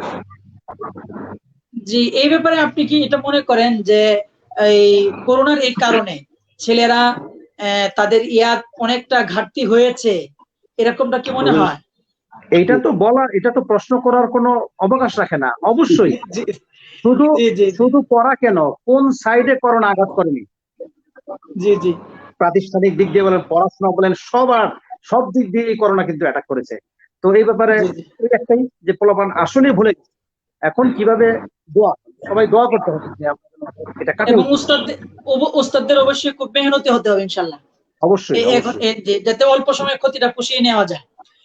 তো মুহতারাম, আপনার কাছে আমার একটি প্রশ্ন থাকবে, কারিনাত মুশারফ হুজুর, আপনার কাছে প্রশ্ন, একটি আদর্শ মানসম্মত একটি হিফজ বিভাগ করার জন্য কি পদক্ষেপ হতে পারে বা কিভাবে চললে একটি মানসম্মত হিফজখানা করা যায়? একটা সুন্দর প্রশ্ন করছেন। আসলে বাংলাদেশের অলিতে গলিতে হিফজখানা ভরা, জি অনেক সুন্দর সুন্দর বিল্ডিং করে মাদ্রাসা করেছে, তারপর আবার কেউ বেড়ার ঘরের মধ্যে মাদ্রাসা করেছে। দেখা গেছে বিল্ডিং এর খুব এসির মধ্যে মাদ্রাসা করেও ওখানের পড়াশোনার মানটা ভালো না, বেড়ার ঘরে মাদ্রাসার পড়াশোনার মানটা ভালো। সেক্ষেত্রে সবার আগে যে জিনিসটা ভাবতে হবে সেটা হলো, আমি কিছু ছাত্র তৈরি করব, এই মানসিকতাটা নিয়ে আসতে হবে নিজের মধ্যে। এবং আমার এই মানসিকতাটা আমার যে হাফিজ শিক্ষক আছে তাদেরকে বুঝাইতে হবে যে তোমার দ্বারা ভালো মানের হাফেজ তৈরি করা সম্ভব, তুমি যদি মেহনত করো। এবং তার উচিত হবে তার শিক্ষক, তার ছাত্র যারা আছে এই ছাত্রদের ভেতরে একটা ছাত্রদেরকে উদ্বুদ্ধ করা এবং তাদের ভিতরে একটা স্পিড জাগানো যে আমি ভালো হাফেজ হতে পারবো। শুধু পিটাপিটি করবো, মারবো, কোনো কাজ হবে না। বাচ্চাদের ভিতর থেকে এই চিন্তা বের করে আনতে হবে যে আমি ভালো হাফেজ হতে পারবো। এটা যদি আমরা করতে পারি, সবার ভিতরেই, শিক্ষক, মুহতামিম, সবার ভিতরে যদি এই চিন্তাটা আসে যে আমরা কিছু মানের ছাত্র তৈরি করবো, তাহলে করা সম্ভব। যেটা করেছে আব্দুল হুজুর, ওনার আজকে এই চেষ্টার কারণে, যদিও আজকে আমার মাদ্রাসা থেকে কিছু ছাত্র বিদেশে যাচ্ছে এবং ভালো রেজাল্ট করতেছে, আমি মনে করি এইটা শতভাগ এটার দাবিদার রাখেন এইটার জন্য আব্দুল হুজুর। ওনার চেষ্টার কারণেই আজকে সারা পৃথিবীর মধ্যে বাংলাদেশের অবস্থা প্রথম সারিতে। উনি যদি এই অবস্থা তৈরি না করতেন তাহলে আমরা তো পাশের দেশ পাকিস্তান কিংবা ভারত বা শ্রীলঙ্কা অন্যান্য দেশগুলোর মতো দুর্বল থাকতাম। শুধুমাত্র আমি এগুলো নিয়ে গবেষণা করি, আমি ভাবি যে আমাদের দেশের সাথে কেন এত পার্থক্য। অনেক দেশ আছে কিন্তু পড়ার মানে বাংলাদেশের মানটা কেন এত উন্নত, এটার শতভাগ দাবিদার আব্দুল হক হুজুর। এবং আমি চাই এই ব্যাপারে আপনারা একটা ভালো ভূমিকা নেন, হুজুরকে সম্মানিত করার চেষ্টা করেন। সরকারি ভাবে করা উচিত, যিনি আজকে সারা পৃথিবী থেকে বাংলাদেশকে কি বলে এটাকে বাংলাদেশের অবস্থান তৈরি করেছে। দেখেন, হিফজের জগতে যদি পৃথিবীর মধ্যে 2-4টা দেশ খোঁজা হয় তার মধ্যে বাংলাদেশ একটা, এটা একটা সাংঘাতিক ব্যাপার। এই জন্য আমি আসলে কিভাবে যে ধন্যবাদ জানাবো আমি আসলে মাঝে মধ্যে চিন্তায় পড়ে যাই, আসলে হুজুরকে নিয়ে কি করা হচ্ছে, আমরা কোনো মূল্যায়নই করতে পারছি না হুজুরকে। সবার ইনশাআল্লাহ আমাদের মোমেন শাহীর পক্ষ থেকে, জামিয়া ইব্রাহিমিয়া এবং আল আফকার মিডিয়ার পক্ষ থেকে করোনা শেষে ইনশাআল্লাহ আমরা একটি সংবর্ধনা এবং আমরা হুজুরের কাছ থেকে কিছু নসিহত শোনার জন্য আমরা একটা বড় আকারে একটা অনুষ্ঠান করার চেষ্টা করব। এই খুচরা সংবর্ধনা না, এই ব্যাপারে সবাইকে ঐক্যবদ্ধ করেন, আমরা সাথে থাকবো ইনশাআল্লাহ। যাতে করে অন্য সাইডের লোকরা চিন্তা করে যায় যে এত দেওয়া উচিত। এই একা একা করে সম্বর্ধনা দেওয়ার চিন্তা করেন না, সবাইকে একত্রিত করেন। ইনশাআল্লাহ ইনশাআল্লাহ ইনশাআল্লাহ। তো মুহতারাম, আরেকটি বিষয় হচ্ছে, আমরা দেখতে পাই যে আপনার প্রতিষ্ঠান থেকে এবং অন্যান্য বেশ আরো কিছু মুষ্টিমেয় কিছু প্রতিষ্ঠান থেকে আমরা আন্তর্জাতিকভাবে ছেলেরা প্রতিযোগিতায় অংশগ্রহণ করে আমাদের পৃথিবীর বিশ্বের দরবারে বাংলাদেশের মানকে উঁচু করে দিয়েছে এবং মাথা উঁচু করে দাঁড়াবার একটি পজিশন করে দিয়েছে। তো এই যে আপনারা এই বিষয়গুলো মানে আলহামদুলিল্লাহ হচ্ছে, এই ব্যাপারে অন্যান্য প্রতিষ্ঠানও যাতে তারা এই ব্যাপারে ভূমিকা রাখতে পারে, এগিয়ে আসতে পারে, এই ব্যাপারে কি পরামর্শ দিবেন? এই ব্যাপারে আসলে আমি কি বলবো, এই ব্যাপারে আমার মনে হয় যে আমাদের ওস্তাদ আব্দুল হক এই ব্যাপারে বলা উচিত। কারণ আব্দুল হক সাহেব হুজুর এই জগতে, প্রতিযোগিতার জগতে প্রথম বাংলাদেশে আলোড়ন সৃষ্টি করছে। এরপরে উনি চিন্তা ভাবনা করলো যে এটাকে বাংলাদেশ ব্যাপী ছড়ায় দিতে হবে। উনি এটা করতে গিয়ে, উনি এটাকে সারা দেশে ছড়ায় দিতে গিয়ে নিজের প্রতিষ্ঠানের প্রতি কিন্তু খেয়াল করতে পারেন নাই। এটা কিন্তু একটা সাংঘাতিক ব্যাপার যে উনি অন্য প্রতিষ্ঠানগুলি খেয়াল করতে গিয়ে নিজের প্রতিষ্ঠানের দিকে নজর দিতে পারেন নাই। এই ব্যাপারে আমার মনে হয় প্রশ্নটা হুজুরকে করলে, হুজুর এই ব্যাপারে একটু বললে আমার মনে হয় ভালো হয়। জি মুহতারাম হযরত মুহতারাম, আমরা আপনার থেকে শুনতে চাচ্ছি। জি আলহামদুলিল্লাহ, আমি বলছি আসলে তো প্রথম দিকে এই দেশে যে সমস্ত হেফজ প্রতিযোগিতাগুলি হতো, প্রাথমিক অবস্থায় দেখা গেছে শুধু ঢাকার থেকে কয়েকটা মাদ্রাসার থেকে ছাত্ররা পাশ করতো, বিদেশে যাইতো, পুরস্কার পাইতো। আর বাহিরের থেকে যে সমস্ত ছাত্ররা আসতো তারা এখানে উন্নতি হইতে পারতো না, তারা মানে পরীক্ষায় ভালো রেজাল্ট করতে পারতো না। এখন বর্তমান অবস্থা হইলো আলহামদুলিল্লাহ, চেষ্টা করছি পুরা দেশের হেফজখানাগুলির মান যেন, এবং হুফাজুল কোরআন ফাউন্ডেশন গঠন করার মেইন লক্ষ্য উদ্দেশ্য এটাই ছিল যে পুরা দেশের হেফজখানার ছাত্রদের মান যেন একই রকম। আমাদের শিক্ষা বোর্ড গঠন করার এবং হুফাজুল কোরআন ফাউন্ডেশন গঠনের মেইন লক্ষ্য উদ্দেশ্য এটাই ছিল। আলহামদুলিল্লাহ, সেই সুবাদে আমরা সারা দেশব্যাপী প্রশিক্ষণ করি, বিভিন্ন মাদ্রাসায় মাসকে যাই। আলহামদুলিল্লাহ, বর্তমানে দেখা যায় ঢাকার ছাত্র থেকে বাইরের ছাত্ররা অনেক সুন্দর পড়ে, অনেক মাদ্রাসা হয়ে গেছে সিলেটে, চট্টগ্রামে, ফেনীতে, কুমিল্লা, বিবাড়িয়া, খুলনা বলেন, বরিশাল বলেন, সব জায়গাতে আলহামদুলিল্লাহ অনেক মাদ্রাসা তৈরি হয়ে গেছে এবং শিক্ষকরা প্রশিক্ষণ দিয়ে সেখানে সেভাবে মেহনত করতেছে। আমরাও মাঝে মাঝে যাই, খবর রাখি কি অবস্থা, কোন মাদ্রাসা। সারা দেশের মাদ্রাসাগুলি সফর করতেছে, আমি কারিম আব্দুল হাসান সাহেব সহ আমরা দুইজনে মিলে সারা দেশের মাদ্রাসাগুলিতে প্রায় সফর হইতেছে আমাদের, কোন মাদ্রাসার হেফজের মান কেমন, ইয়াদের মান কেমন। এই জন্য আমরা যতটুকু সম্ভব আমাদের এই শরীরের স্বাস্থ্য গুলাই আমরা চেষ্টা করি দিন রাত। সর্বপ্রথম তো 1970 থেকে নিয়ে 1990 পর্যন্ত আমার মাদ্রাসা থেকে ছাত্ররা বেশি গেছে সারা পৃথিবীতে। প্রায় 100 উপরে ছাত্র আন্তর্জাতিক মানের পুরস্কার পাইছে বিভিন্ন গ্রুপে, 10 পাড়ায়, 20 পাড়ায়, 30 পাড়ায়। তাফসীর গ্রুপেও 2 জন পুরস্কার নিয়েছে আলহামদুলিল্লাহ। শুধু হেফজা আনে নাই। আমাদের দেশে একটা কথা আছে, যারা প্রতিযোগিতা করে, প্রতিযোগিতা ছাত্ররা নষ্ট হয়ে যায়, তারা ভালো আলেম হইতে পারে না, তারা কিতাবখানায় লেখাপড়া করে না। সেটারও আমি প্রমাণ করে দিচ্ছি যে প্রতিযোগিতা করেও তারা সবাই দাওরা পাস করছে আলহামদুলিল্লাহ। এবং তাফসীর গ্রুপও এই প্রতিযোগী ছাত্ররা বিদেশ থেকে 2টা পুরস্কার নিয়ে, সৌদি আরব থেকে, জর্ডান থেকে ফার্স্ট হয়েছে তাফসীর গ্রুপে। কোন বড় জামিয়া থেকে, হাটহাজারী থেকে যত বড় মাদ্রাসা আমাদের দেশে, এরকম কোন বড় মাদ্রাসার কোন ছাত্র আজ পর্যন্ত তাফসীর গ্রুপে অংশগ্রহণ করে ফাউন্ডেশনের মাধ্যমে তারা সেখানে উন্নীত হতে পারে না, এবং বিদেশে যাই তারা কেউ পারে না। একমাত্র আমাদের দেশের হাফেজ মাওলানা আবু ইউসুফ আব্দুল মজিদ সাহেব, উনি তাফসীরে পুরস্কার আনছেন। আর আমাদের এই আরিফউদ্দিন মারুফ, এই দুইজনে তাফসীর গ্রুপে পুরস্কার আনছেন। আর আমার 2 ছাত্র নোয়াখালীর মুস্তাফিজুর রহমান আর এই বিবাড়িয়া সাইফুল ইসলাম, সে জর্ডানে তাফসীরও ফার্স্ট হয়েছে এবং হেফজও বিভিন্ন দেশে ফার্স্ট হয়েছে আলহামদুলিল্লাহ। 2 জন। তো আমরা সেটার প্রমাণ রাখছি যে ছেলেরা, অনেকের যেটা ধারণা যে ছেলেরা যারা প্রতিযোগিতা করে তাদের পড়ালেখা হয় না, তারা নষ্ট হয়ে যায়, আলেম হয় না, এই কথাটি সম্পূর্ণ ভুল।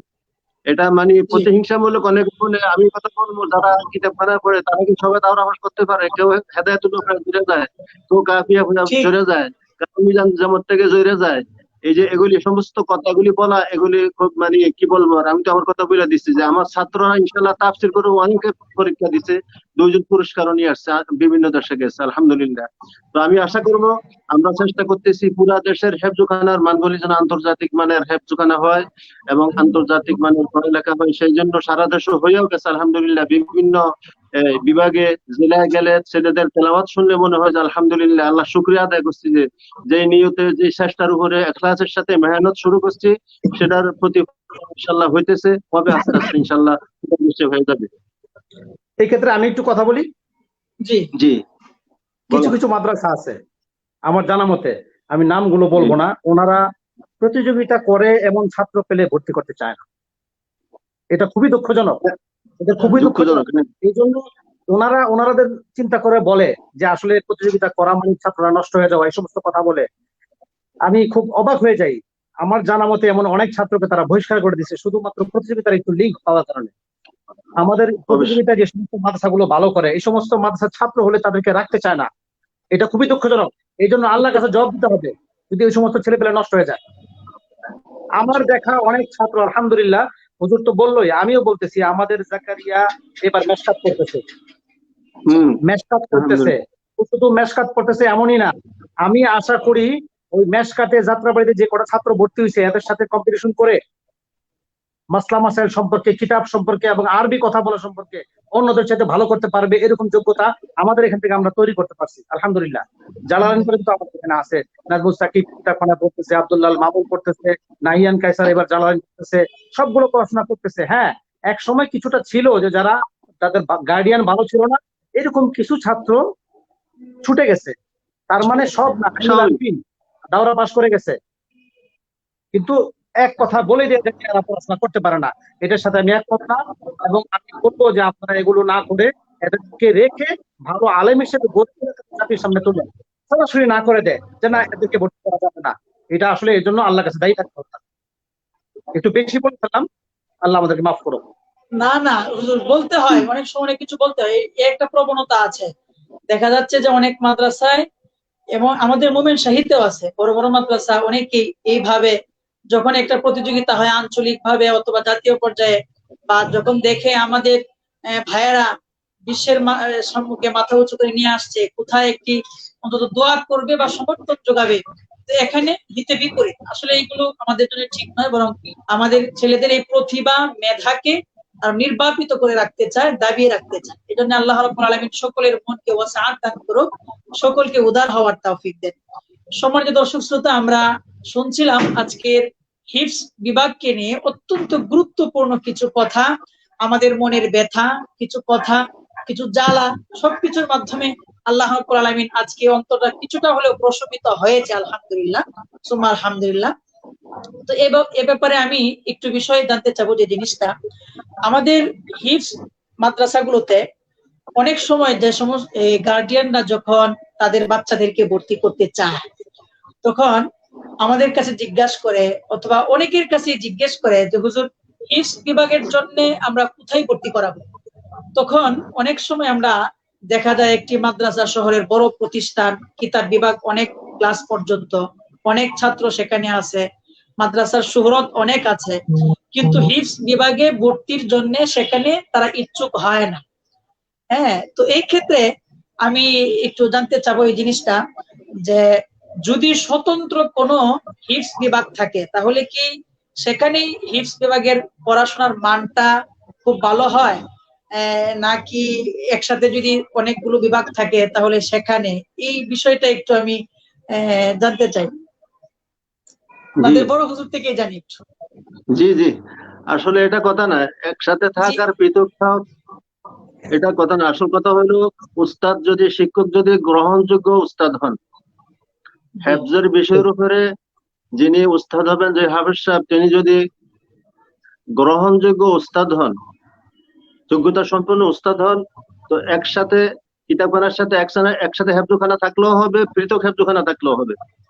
সবকিছু নির্ভর করবে গ্রহণযোগ্য উস্তাদের উপরে। উস্তাদ যদি গ্রহণযোগ্য না হয়, সেটা একসাথে হোক বা পৃথক থাকুক কোনো অবস্থায় হবে না। তো আলহামদুলিল্লাহ, আমরা যারা মাদ্রাসা পরিচালনার দায়িত্বে আছি, পরিচালক যারা সম্মানিত মোহতামিম, এবং তিনি যদি কোরআনের প্রতি তার আজমত মহাব্বত থাকেন, হেফজখানার প্রতি তার গুরুত্ব থাকেন, তাহলে তিনি একজন গ্রহণযোগ্য উস্তাদ বেছে নেবেন। কিভাবে তার মাদ্রাসার হেফজ শাখা উঠানো যায়, ছেলেদের মান আন্তর্জাতিক মানের করা যায়, অধিকাংশ এগুলি অনেক সমস্যা, হেফজখানা নিয়ে অনেক সমস্যা, কমিটির সমস্যা, মোহতাম সাহেবের সমস্যা, মাদ্রাসার কিতাবখানার উস্তাদদের সঙ্গে হেফজখানার শিক্ষকদের সাথে অনেক সমস্যা, এগুলি বলে করে এখানে লাইভে শেষ করা যাবে না। যার কারণে অনেক দিন সমস্যা আছে, মানে ক্যান্সার রোগীর মতো। কি বলবো আর, আলহামদুলিল্লাহ, আল্লাহ যাদের ব্রেনে দিচ্ছেন, যে সমস্ত ওলামায়ে হযরত আমাদের দেশে বিশেষ করে কোরআনে কারিমের আজমত মহব্বত আছে তাদের অন্তরে, তারা নিজেরাও কোরআন বিশুদ্ধ পড়তে জানেন। অল্প কিছু শিক্ষক, যেটা বাস্তব কথা আর কি, বাস্তবতাকে অস্বীকার করার কোনো সুযোগ নাই। এটা আমি ওপেন চ্যালেঞ্জ দিয়ে বলতে পারবো। এই দেশে যারা কোরআন ভালো পড়েন, এই সমস্ত হাফেজ সাহেবরা, কারি সাহেবরা, তাদেরকে হ্যাকারতের নজরে দেখেন, তাদেরকে অনেক কিছু খারাপ নজরে দেখেন। যে যারা করেন, যারা এগুলি নিয়ে আলোচনা করেন, তারা নিজেরা সূরা ফাতিহা শুদ্ধ করে পড়তে পারবেন। আমি এটা চ্যালেঞ্জ দিয়ে বলতে পারবো, তারা সামনে এসে সূরা কদরটা ঠিক মতো ওয়ারাত্তিলিল কুরআনা তারতিলার মাসদাক অনুযায়ী তারা সূরা কদরটা ঠিক মতো পড়তে পারবে না, সূরা ফাতিহা ঠিক মতো পড়তে পারবে না। তারা এই সমস্ত নিয়ে মন্তব্য করেন, বিভিন্ন কথাবার্তা বলে থাকেন, যেটা বাস্তব কথা, যেটা আমি দেখতেছি প্র্যাকটিক্যাল তাজরিবা আমার জীবনের, আমার এই প্রায় 70-80 বছরের কাছাকাছি বয়স, আমার এই জীবনে আমি যেটা দেখছি এটাই আর কি বাস্তবতা। তো আলহামদুলিল্লাহ, ওনারা যদি মুহতামিম সাহেব, সম্মানিত পরিচালকরা যদি হেফজখানার প্রতি গুরুত্ব দেন, ইনশাআল্লাহ কিতাবখানার সাথে যে হেফজখানাগুলি আছে সেগুলির পড়ার মানও ভালো হবে। যদি যোগ্য শিক্ষক রাখেন, তাকে সেভাবে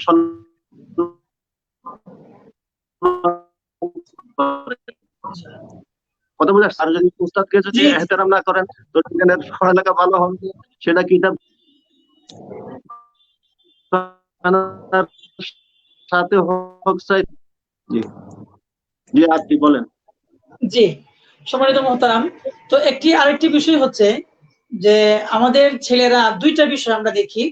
একটা হলো পড়ার মান উন্নয়ন, মানে পড়ার গুণগত মান ভালো, তার কণ্ঠস্বর, সিফাত আওসাফ, উচ্চারণ, তালাফুজ একটি বিষয়। আরেকটি বিষয় হলো ইয়াদ। হয়তোবা দেখা যাবে অনেক বাচ্চাদের ইয়াদ আছে, কিন্তু হয়তো তালাফুজ, পড়ার সিফাত আওসাফ, কণ্ঠ, লাহজা এটা ওই মানেন না। দুইটা বিষয় আমরা দেখতে পাই। তো আমরা যারা হেফজখানাতে 10 দিব, শিক্ষক যারা আছি, এখন একটা ছাত্রের জন্য তো আমি মনে করি ইয়াদ যেমনি ভাবে জরুর প্রয়োজন, পাশাপাশি তার পড়ার যে মান, এটাও তো অবশ্যই খুব অনেকটা প্রয়োজন।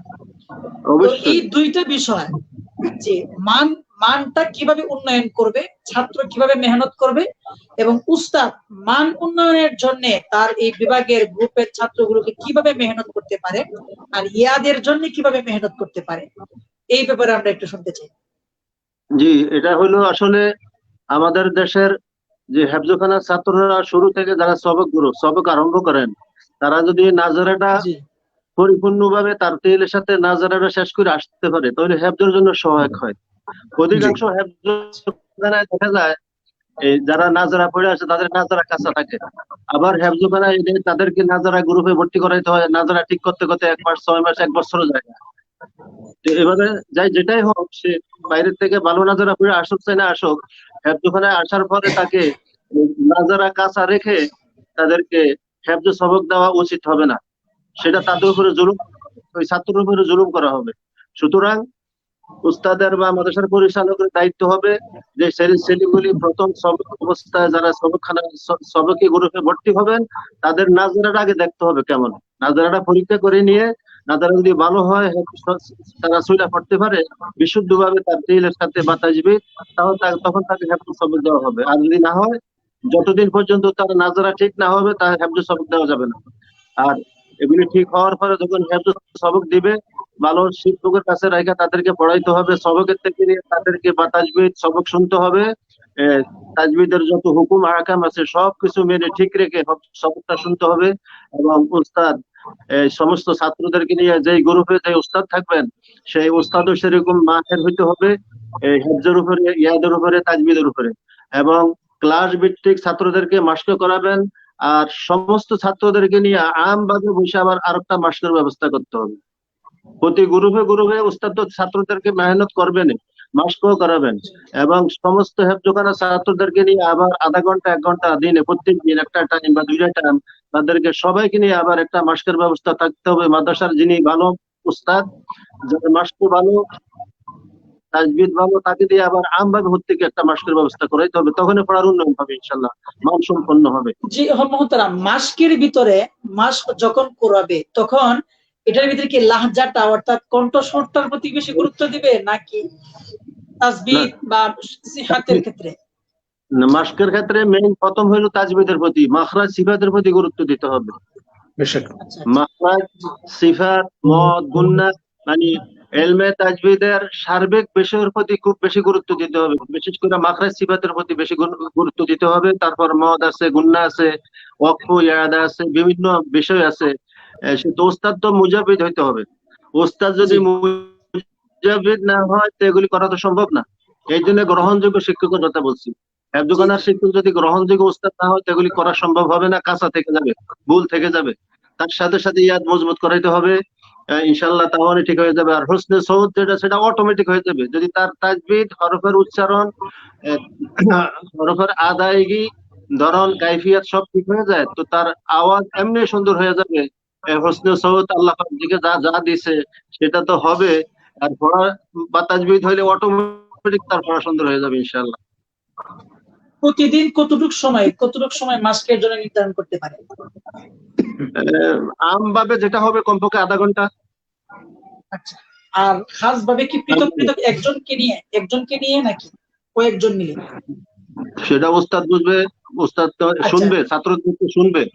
মাস্কের নিয়ে হইলে শুধু উস্তাদ মাস্কে করাইলে হবে না, ছাত্রদেরকে শুনতে হবে, মাস্কে করাইতে হবে। প্রত্যেক ছাত্র থেকে আধা পৃষ্ঠা 2 আয়াত 3 আয়াত করে শুনতে হবে।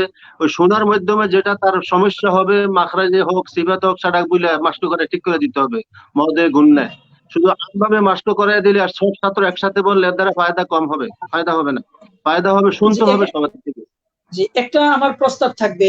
আসলে হযরত আমরা বারবার যেটা শুনতে পাচ্ছি আপনাদের থেকে, উভয়জন থেকে, একটা মানসম্মত হিফজ বিভাগ করার জন্য এবং যোগ্য হাফেজে কোরআন দেশ এবং জাতিকে উপহার দেওয়ার জন্য অবশ্যই যোগ্য এবং মানসম্মত একজন উস্তাদের প্রয়োজন। এখন উস্তাদ, আমার প্রশ্ন যে জায়গায় সেটা হচ্ছে, আমাদের দেশে এক তো হলো মানসম্মত উস্তাদের সংকট, দ্বিতীয়ত হলো যারাই আছেন সংকটাপন্ন যে পরিমাণে আছেন, আমরা তাদেরকে ওইভাবে মূল্যায়নটা করতে পারি না নানান দিক থেকে। এখন আলহামদুলিল্লাহ সুম্মা আলহামদুলিল্লাহ, আপনাদের মাধ্যমে, হুফাজুল কোরআন ফাউন্ডেশনের মাধ্যমে আলহামদুলিল্লাহ অনেক হয়েছে, কিন্তু আমরা আরো চাই। এই জন্য এমনটি হতে পারে কিনা যে আপনারা যারা আছেন অথবা আপনাদের প্রতিনিধির মাধ্যমে, যেহেতু এখন অনলাইনের যুগ, সপ্তাহে অথবা পাক্ষিক অথবা মাসিক একটি যদি অনুশীলন হয়, আপনারা আপনাদের মাদ্রাসা থেকে হয়তোবা সেই মাসকাটা করলেন, আমরা অনলাইনে সেটাকে প্রচার করলাম, সুনির্ধারিত একটা দিন তারিখ থাকলো, ওই সময়ে উস্তাদরা বা ছাত্ররা তারা দেখালো, এরকমটা কি করা যেতে পারে কিনা? দেখেন, আমি এখানে একটু কথা বলি। হুজুর কিন্তু সারা দিন মশকরা দিছে, একটা লোক কত করা যায়। হুজুরকে যখনই ফোন দিবেন, আজকে চিটাগাং, কালকে সিলেট, এরপর দিন খুলনা, এরপর দিন বরিশাল চলতেছে, উনি কিন্তু সারা দিন এই ব্যাপারে ফিকির করতেছে। এবং এই দেখেন, হাঁটতে পারে না, বসায় দিবেন, ঘন্টার পর ঘন্টা মশকা চলবে। তো একটা লোক কত করবে? সব সাইড একজন দেখা যায়, আমরাই পারি না, হুজুর কিভাবে পারবে? না, আমি হুজুরকে বলছি অনলাইনে ফায়দা হয়। আচ্ছা ঠিক আছে, তারপরও এটা হইতেছে তো আমাদের কারি সাহেব আরো অনেক কারি সাহেবরা অনলাইনের মাধ্যমে মাস্ক করাইতেছেন দেশে বিদেশে বিভিন্ন ভাবে, কিন্তু আমি এটা এখন ওগুলো করতেছি না। আসল কথা হইলো কি, করা উচিত। ওস্তাদ ছাত্র যদি সামনাসামনি না থাকে, অনলাইনে হয় না। কোরআনে কারিম যেভাবে নাযিল হয়েছে সরাসরি দেখাশোনার মাধ্যমে, সামিউনা ইয়াসমাউ, আজকাল তো, তখন তার মোবাইলে কোরআন নাযিল হয় নাই, মোবাইলে শোনাশুনি হয় নাই, অনলাইনে হয় নাই। এখন এগুলি আসছে যুগের পরিবর্তনের কারণে। আসলে আল্লাহর কোরআন এভাবে হয় না, সরাসরি হইতে হবে।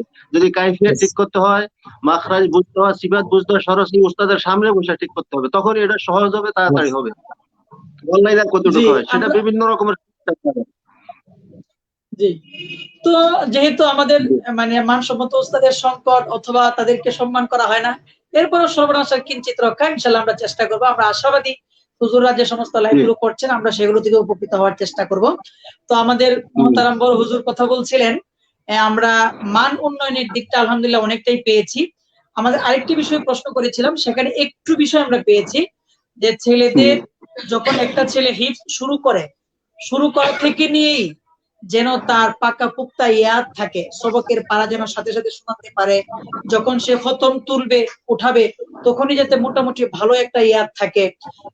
এবং খতম উঠানোর পরে দেখা গেছে সবক পড়ছে 1 বছর, খতম উঠাইয়া শোনাইতে হচ্ছে 3 বছর 2 বছর।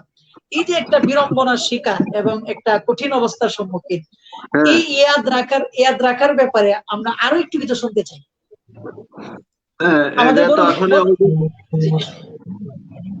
এটার কারণ হইলো ওই সবকের থেকে দুর্বল থাকে। শুরু থেকে ছাত্ররা যে উস্তাদের কাছে সবকের গুরু, ছাত্ররা সবক শেষ করে, হেফজ শেষ করে, আবার 3 বছর 4 বছর 5 বছরও শোনায় এক একটা ছেলে, তারপরও ইয়াদ হয় না। এটার কারণ হলো তাদের সবক গুলি কাঁচা থাকে, কাঁচা সবক শোনায়, পিছনের সবক গুলি কাঁচা থাকে, সবকের পড়া কাঁচা থাকে। নিয়মিত সবক, পিছনের সবক শোনা হয় না, আমুকটা নিয়মিত শোনা হয় না, এবং নিয়মিত তারা দাওর করে না। এই কারণে এগুলি হয়ে থাকে। সবকের পারা, সবক যদি বিনা লোকমায় শোনা হয় পারা শুরু থেকে শেষ পর্যন্ত, আর দৈনিক যদি পিছনের পড়াগুলি দৈনিক শোনা হয়, তার আর আমুকটা শোনানো লাগে না, পারাটা এরকম মজবুতি হয়ে যায় ইনশাল্লাহ। আমি এভাবে পড়ছি, আমি জীবনে আমুকটা শুনাই না, জীবনে এক খতম আমি দাওরও শুনাই নাই। আমি সবকের মধ্যে পারা ঈদ করে লেছি পুরা 30 পারা কোন শরীফ, আলহামদুলিল্লাহ এক দাওরও আমি শুনাই নাই। আমাদের উস্তাদ এরকম ছিল। আমরা তো এখন 7 সবক যেটাকে বলি, আমরা মনে করি যে মানে যে পৃষ্ঠায় সবক দিলাম এর পরবর্তী 7 পৃষ্ঠা মনে হয় 7 সবক। আসলে বিষয়টি কি এমন, নাকি একদম না, পারা না, শুরু থেকে নিয়ে? হ্যাঁ, এটাই তো ভুল। আমরা আমাদের উস্তাদের কাছে, আমার উস্তাদ মুস্তফাগঞ্জ মাদ্রাসায় পড়াইছিলেন আমার এক উস্তাদ, আর মরহুম কারি ইব্রাহিম সাহেব চাঁদপুরের মোমিন বাড়ির কারি ইব্রাহিম সাহেব হুজুরের খাস শাগিদ ছিলেন আমার হেফজুর মেইন উস্তাদ যে মরহুম হাফেজ সফিউল্লাহ রহমতুল্লাহ আলাই। ওনারা নিয়ম ছিলেন হাফেজ মোহসেন সাহেব শাহাতুল মাদ্রাসা আমি পড়াইছি, হাফেজ মোহসেন সাহেব সহ একসাথে আমি সেখানে পড়ালেখা করেছি শাহাতুল চাঁদপুর। তো ওইখানে নিয়ম ছিল সবক শেষ করার সাথে সাথে, ওই সময় টময় নাই, সবক শুনাইয়া পরে আবার পারা শুরু থেকে বিষ্ণুর পড়া শুনাইতে হবে। শ্বাস সবক বলতে কোনো কথা নাই। পারার শুরু থেকে দৈনিক সাবকি ছাত্ররা সবকের পৃষ্ঠা সহ পুনরায় শুনাইতে হবে। এবং আজকাল আমাদের দেশে দেখা যায় শ্বাস সবক তো শুনে না, মানে পৃষ্ঠার সবক শুনে না, শুনলো একটু শুনলো, কেউ শুনলো, আর সবকের পৃষ্ঠাটা পুনরায় শুনে না। সবক কাঁচা থাকার কারণ হলো এটাই, যে ছেলে ফজরের আগে সবক শুনে যাবে বা ফজরের পরে, তাকে 10 মিনিট 5 মিনিট পরে আবার ডেকে বলেন তো শুনেন দেখি যে তুমি সবকের পৃষ্ঠাটা পুনরায় শোনাও, সে শুনাইতে পারবে না বিনা লোকমায়। কথা বুঝে নাই? সে ছেলেটা পুনরায় বিনা লোকমায় শুনাইতে পারবে না। তো এই জন্য সবকটা বিনা লোকমায় শুনতে হবে, একটি শব্দ 2 বার দৌড়ানো যাবে না, তাকে উঠাই দিতে হবে, সময় দিতে হবে, আবার তুমি এড করে আসো, শুনাই আসো, 2 মিনিট 5 মিনিট সময় দিতে হবে। এবং পিছনের সবক গুলি পারার শুরু থেকে দৈনিক শুনতে হবে সবকের পৃষ্ঠা সহ। যে পৃষ্ঠা দৈনিক সবক শোনাবে সেই পৃষ্ঠা সহ পুনরায় পিছনের সবক শোনাইতে হবে। 7 পৃষ্ঠা বলতে কোনো কথা, 7 পৃষ্ঠা না। কথা বুঝে আসছে নাকি? এখানে অনেক, এই জন্য বলছি এক কথায় ওই যে গ্রহণযোগ্য উস্তাদ লাগবে, যোগ্য উস্তাদ হলে হবে না। এর বাংলা দুইটা শব্দ, একটা হইলো গ্রহণযোগ্য আর একটা হলো যোগ্য। যোগ্যতা সম্পূর্ণ লোক অনেক আছে, বহুত আছে, তারা টাকার পিছে ঘুরে, কোন কিছু পাওয়া যাবে, ভাষা বেশি দিনে দৌড়াবে, এরা হইলো যোগ্য। আর যিনি গ্রহণযোগ্য হবেন, তার কিসমতে যা আছে, যেটা ধার্য করা হবে সেটার উপরে ইনশাল্লাহ সে টাকার পিছে দৌড়বে না, তার পিছে টাকা দৌড়বে, তার দ্বারা ছাত্র বনবে, সেই হলো গ্রহণযোগ্য উস্তাদ। যোগ্যতা সম্পূর্ণ বহুত আছে, তারা টাকার পিছে দৌড়ায়। কথা বুঝে আসছে নাকি? আলহামদুলিল্লাহ, আল্লাহ তাআলা আমাদের প্রত্যেককে আদর্শবান গ্রহণযোগ্য উস্তাদ হওয়ার তৌফিক দান করেন। আমি দেখেন একটা কথা বলবো এখানে, আমি একজন উস্তাদ দেখছি তার নিজের পড়া খুব গলত পড়া সুন্দর না, হোসনে সৌদ না, তাজবিদ মাখরাজের এত কোনো গুরুত্ব নাই, কিন্তু তিনি এক জায়গায় বসে ছাত্র গড়ার এত কারিগর ছিলেন। এরকম কয়েকজন উস্তাদ দেখছি, বহুত হাফেজ তৈরি করছেন আলহামদুলিল্লাহ, কিন্তু সে নিজ মান সম্পন্ন তেলাওয়াত তার ছিল না, সে এরকম গ্রহণযোগ্য তেলাওয়াত ছিল না। কিন্তু ইস্তিকামতের উপরে এরকম বরকত রাখছে আল্লাহ, এক জায়গায় বসে যদি সেই মেহনত করে অনেক ছাত্র গড়ে যায়, অনেক ছাত্র তৈরি হয়ে যায়। এই জন্য বলছি গ্রহণযোগ্য উস্তাদ হতে হবে সবার কাছে, আল্লাহর কাছে, এই মাদ্রাসার কমিটির কাছে, অভিভাবকের কাছে। গ্রহণযোগ্য উস্তাদ যিনি হইতে পারবেন, তার কোনো জিনিসের অভাব হবে না, অটোমেটিক তার টাকা পয়সা তন্দরুত আসতে থাকবে। লা ইয়াহতাসিব, কথা ওয়ায়ারযুকহু মিন হাইসু লা ইয়াহতাসিব, অটোমেটিক তার উমরার ব্যবস্থা হয়ে যাবে, তার হজের ব্যবস্থা হয়ে যাবে, তার পকেটে আইসা পয়সা ঢুকে যাবে, সেই পয়সার পিছনে দৌড়াইতে হবে না। তো সেরকম আল্লাহ তাআলা আমাদের সবাইকে, যে আমরা মুআল্লিমিন হযরত আছি, আমরা প্রত্যেকে সেরকম নিজকে নিজ গ্রহণযোগ্য উস্তাদ হিসেবে গড়ে তোলার জন্য চেষ্টা করি। আল্লাহ তাআলা আমাদের সবাইকে কবুল করেন, আমিন। গ্রহণযোগ্য উস্তাদ হওয়ার জন্য আমরা যেটা বিশেষ করে বুঝতে পারলাম, ইস্তিকামতের সাথে এক জায়গায় অটুট থাকতে হবে, এটা একটা অন্যতম। অবশ্যই, জি জি জি, রাইট, জি। ইস্তিকামতের বিকল্প কিছু নাই, ইস্তিকামতের বিকল্প কিছু নাই। জি, আল ইস্তিকামাতু ফাওকাল কারামা। জি, নাম, জি, অত্যন্ত গুরুত্বপূর্ণ শায়েখ শুনতেছিলাম। আমি একটু খোঁচা দিচ্ছি এই জন্য, আমাদের নতুন শিক্ষা বছর শুরু হয়েছে, আর যাতে করে আলহামদুলিল্লাহ হাজার হাজার দর্শকরা দেখছেন, ভিউ হচ্ছে। তো যাতে করে আশা করছি ইনশাআল্লাহ উপকৃত হবে, আল্লাহ তাআলা জাযায়ে খায়ের দান করুন। তো আমরা আমি একটু এখন, বলবো। জি অবশ্যই অবশ্যই, আপনি যেটা চাচ্ছিলাম। জি আচ্ছা, একজন শ্রোতা, একজন দর্শক মন্তব্য করেছেন একই, হ্যাঁ, জি হ্যালো নাজমুল জি জি শুনতে পাচ্ছি, হ্যালো, জি বলেন। শুনতেছেন? জি জি। জি শুনতে পাচ্ছি। HM শাহাদাত হোসাইন নামে একজন বলেছেন যে একই ছাত্র বারবার প্রতিযোগিতা করে, এই ব্যাপারে কিছু বলেন।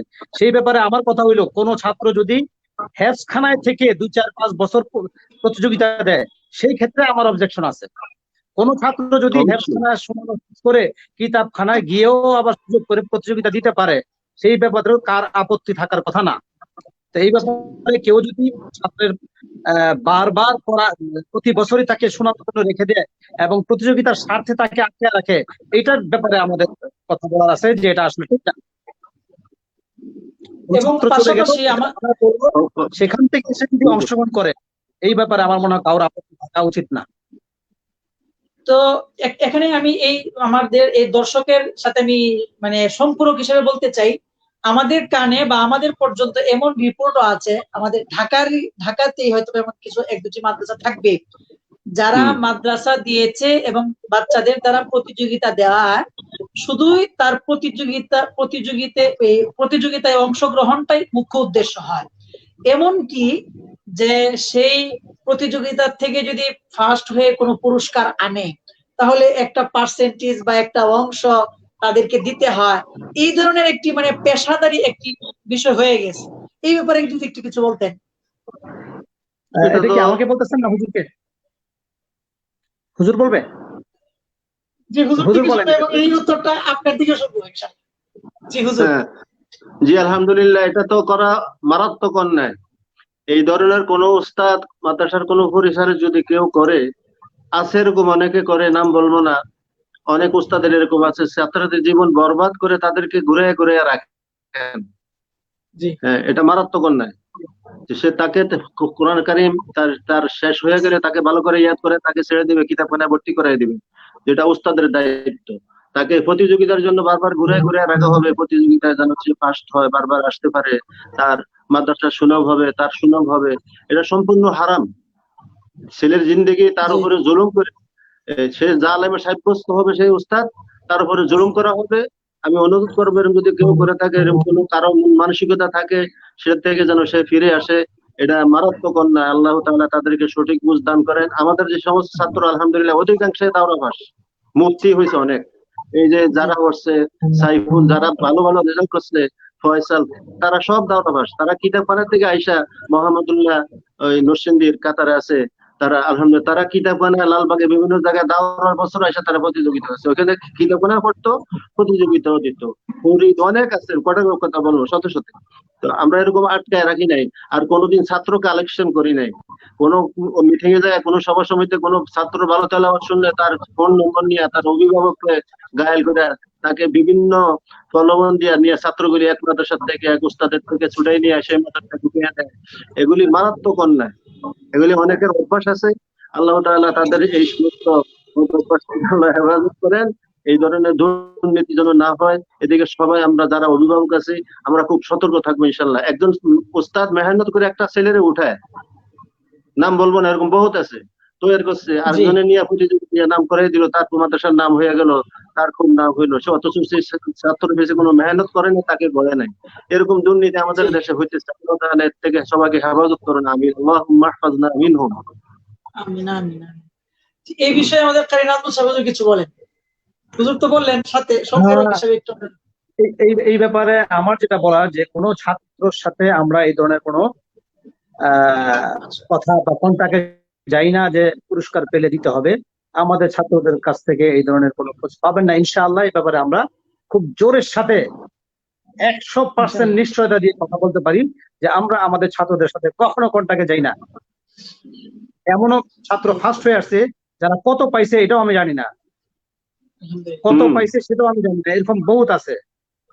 অথচ এর পিছনে আমাদের খরচ আছে, আমরা খরচ করেছি, আমাদের পকেটের পয়সা দিয়ে পাস করে দিচ্ছি, এমন আছে। আমরা এগুলো করি না। আর আরেকটা ব্যাপার হলো, এটা এমন একটা সেন্সিটিভ ইস্যু, এই ব্যাপারটা নিয়ে আমার মনে হয় লাইভে ওপেন কথা জি। বলাটা ঠিক না। ঠিক আমার মনে হয় লাইভে এতটা খোলাখুলি ভাবে কথা বলা জি জি উচিত না। ঠিক।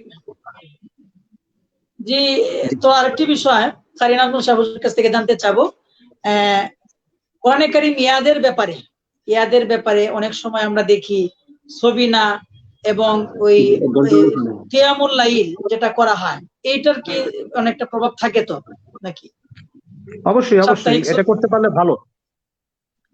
এটা কি এখন তো আর ওই আগের মতো মাইকে ছবি না করার সিস্টেম নাই, এখন মাদ্রাসার ভিতরে নিজেদের মধ্যে একটা খতমের সিস্টেম করা যেতে পারে, এটা ভালো।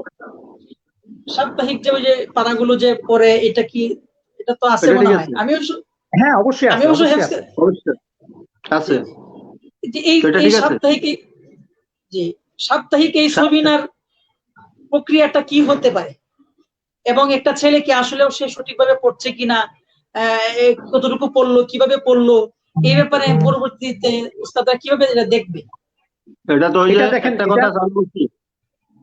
জি বলেন হুজুর। এটা উস্তাদ ওই যে গ্রুপের যে উস্তাদ গ্রহণযোগ্য উস্তাদ হবেন, সে বুঝবে কিভাবে পড়বে, কি কথা না করে দিবে, কিভাবে ছবিটা পড়বে, দুজনে পড়বে না তিনজনে পড়বে, দাঁড়ায় পড়বে না বসে পড়বে, সেই উস্তাদের উপরে সবকিছু। উস্তাদ যদি বিচক্ষণ হয় আর গ্রহণযোগ্য উস্তাদ হয়, তার উপর সব নির্ভর করবে। এগুলি এখানে বলে শেষ করা যাবে না। জি জি ঠিক আছে, আমরা শেষ দিকে চলে আসছি। সর্বশেষ কারি নাজমুল সাহেব হুজুরের কাছে আমার একটা প্রশ্ন থাকবে, যে একজন হাফেজ সাহেব, একজন হেফজ করার উস্তাদ, ওনার গ্রুপে একজন উস্তাদের কাছে সর্বোচ্চ কতজন ছাত্র থাকতে পারে? বর্তমান যে অবস্থা আমাদের, হুফাজুল কোরআন ফাউন্ডেশন এবং সবাই মিলে একটা সিদ্ধান্ত নিছে যে 15 জন দেওয়া যেতে পারে। তবে 15 জনেও পুরাটা হয় না, 10 জন দিতে পারলে সবচেয়ে ভালো। সেক্ষেত্রে আমাদের আসলে আর্থিক ব্যবস্থাগুলো বিবেচনা করে 15 জনের সিদ্ধান্ত নেওয়া হয়েছে। কোন মাদ্রাসার যদি খুব ভালো আর্থিক অবস্থা থাকে তারা যেন 10 জন দেয়, আর যাদের আর্থিক ব্যাপারটা দুর্বলতা থাকে তারা 15 জন, এর বেশি যেন না হয়। আমি জানি না হুজুরের ব্যাপারে কি বলবেন, আমার কাছে এটাই মনে হয়, কারণ আমাদের আর্থিক ব্যাপারটা, বেতন টেতনের ব্যাপার আছে, সেই দিকে বিবেচনা করে 10 জন দিতে পারে ভালো অবস্থা। জি, আরেকটি বিষয় হ্যাঁ হুজুর কি বলতে চাচ্ছেন? জি জি হুজুর বলেন। তুমি বলে শেষ করো। আমার বলা শেষ হুজুর। ওই কি বলতে চাইছিল, আরেকটা কথা বলো। যে আরেকটা কথা হলো হুজুর, আমরা মানে এখন দেখতে পাই যে খুতনি ছাত্রদের জন্য আলাদা একটা ব্যবস্থাপনা থাকে, এটা এখন বেশ অনেক মাদ্রাসায় হচ্ছে। তো ওই যে আমাদের হুজুর বললেন 10 থেকে 15 জন ছাত্র একটা গ্রুপে থাকতে পারে, ওই সংখ্যার ভিতরে কি খুতনিরাও থাকবে নাকি খুতনি ভিন্ন একজনের কাছে থাকবে? না, এটা থাকা যায়। আমি বলছি আসলে 10 জনের সঠিক পরিপূর্ণ হক যদি আদায় করতে হয় ছাত্রদের, 10 জনে ঠিক। তো 10 জন তো আর সবসময় উপস্থিত থাকেন না, কেউ ছুটি থাকে, কেউ অসুস্থ থাকেন, বিভিন্ন দিক চিন্তা করে আমরা সিদ্ধান্ত নিছি 10 থেকে 15, অনূর্ধ্বে 15, এর উপরে না।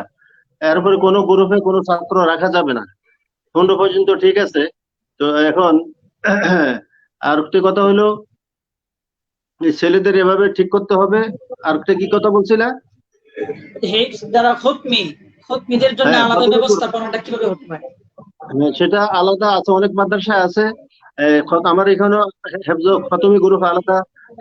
সবচেয়ে বাংলাদেশের বৃহৎ হেফজখানা, বড় হেফজখানা হইল তেজগাঁও নুরানি মাদ্রাসা, সেখানেও খতমি গ্রুপ আলাদা করে দিছি আমরা।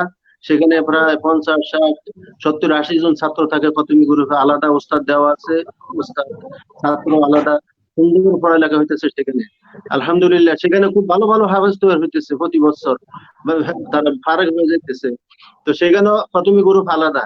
অনেক জায়গায় আছে খতমি গ্রুপ আলাদা থাকলে ভালো হয়। সবকের সাথে সমস্যা, সবক ছাত্রদের হক আদায় হয় না, খতমি ছাত্রদের দিকে বেশি লক্ষ্য রাখতে হয়, তাদের বেশি শুনতে হয়। এই জন্য খতমি গ্রুপটা আলাদা থাকা ভালো।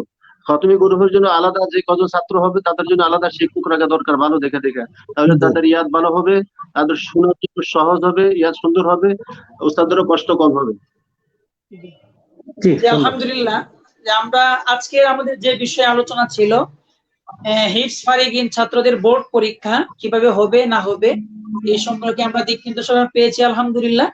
এবং করোনাকালীন সময়ে যে সমস্ত ছেলেরা পিছনের পড়া ভুলে গিয়েছিল তাদের ইয়াদ করার পথ পন্থা পাশাপাশি হিফজ বিভাগের মান উন্নয়ন এবং ইয়াদ সম্পর্কিত আমরা আজকে দেশের শীর্ষ দুজন হাফিজে কোরআন এবং উস্তাজুল আসাতিজা ওনাদের থেকে আমরা অনেক দিক নির্দেশনামূলক কথা আমরা শুনতে পেয়েছি।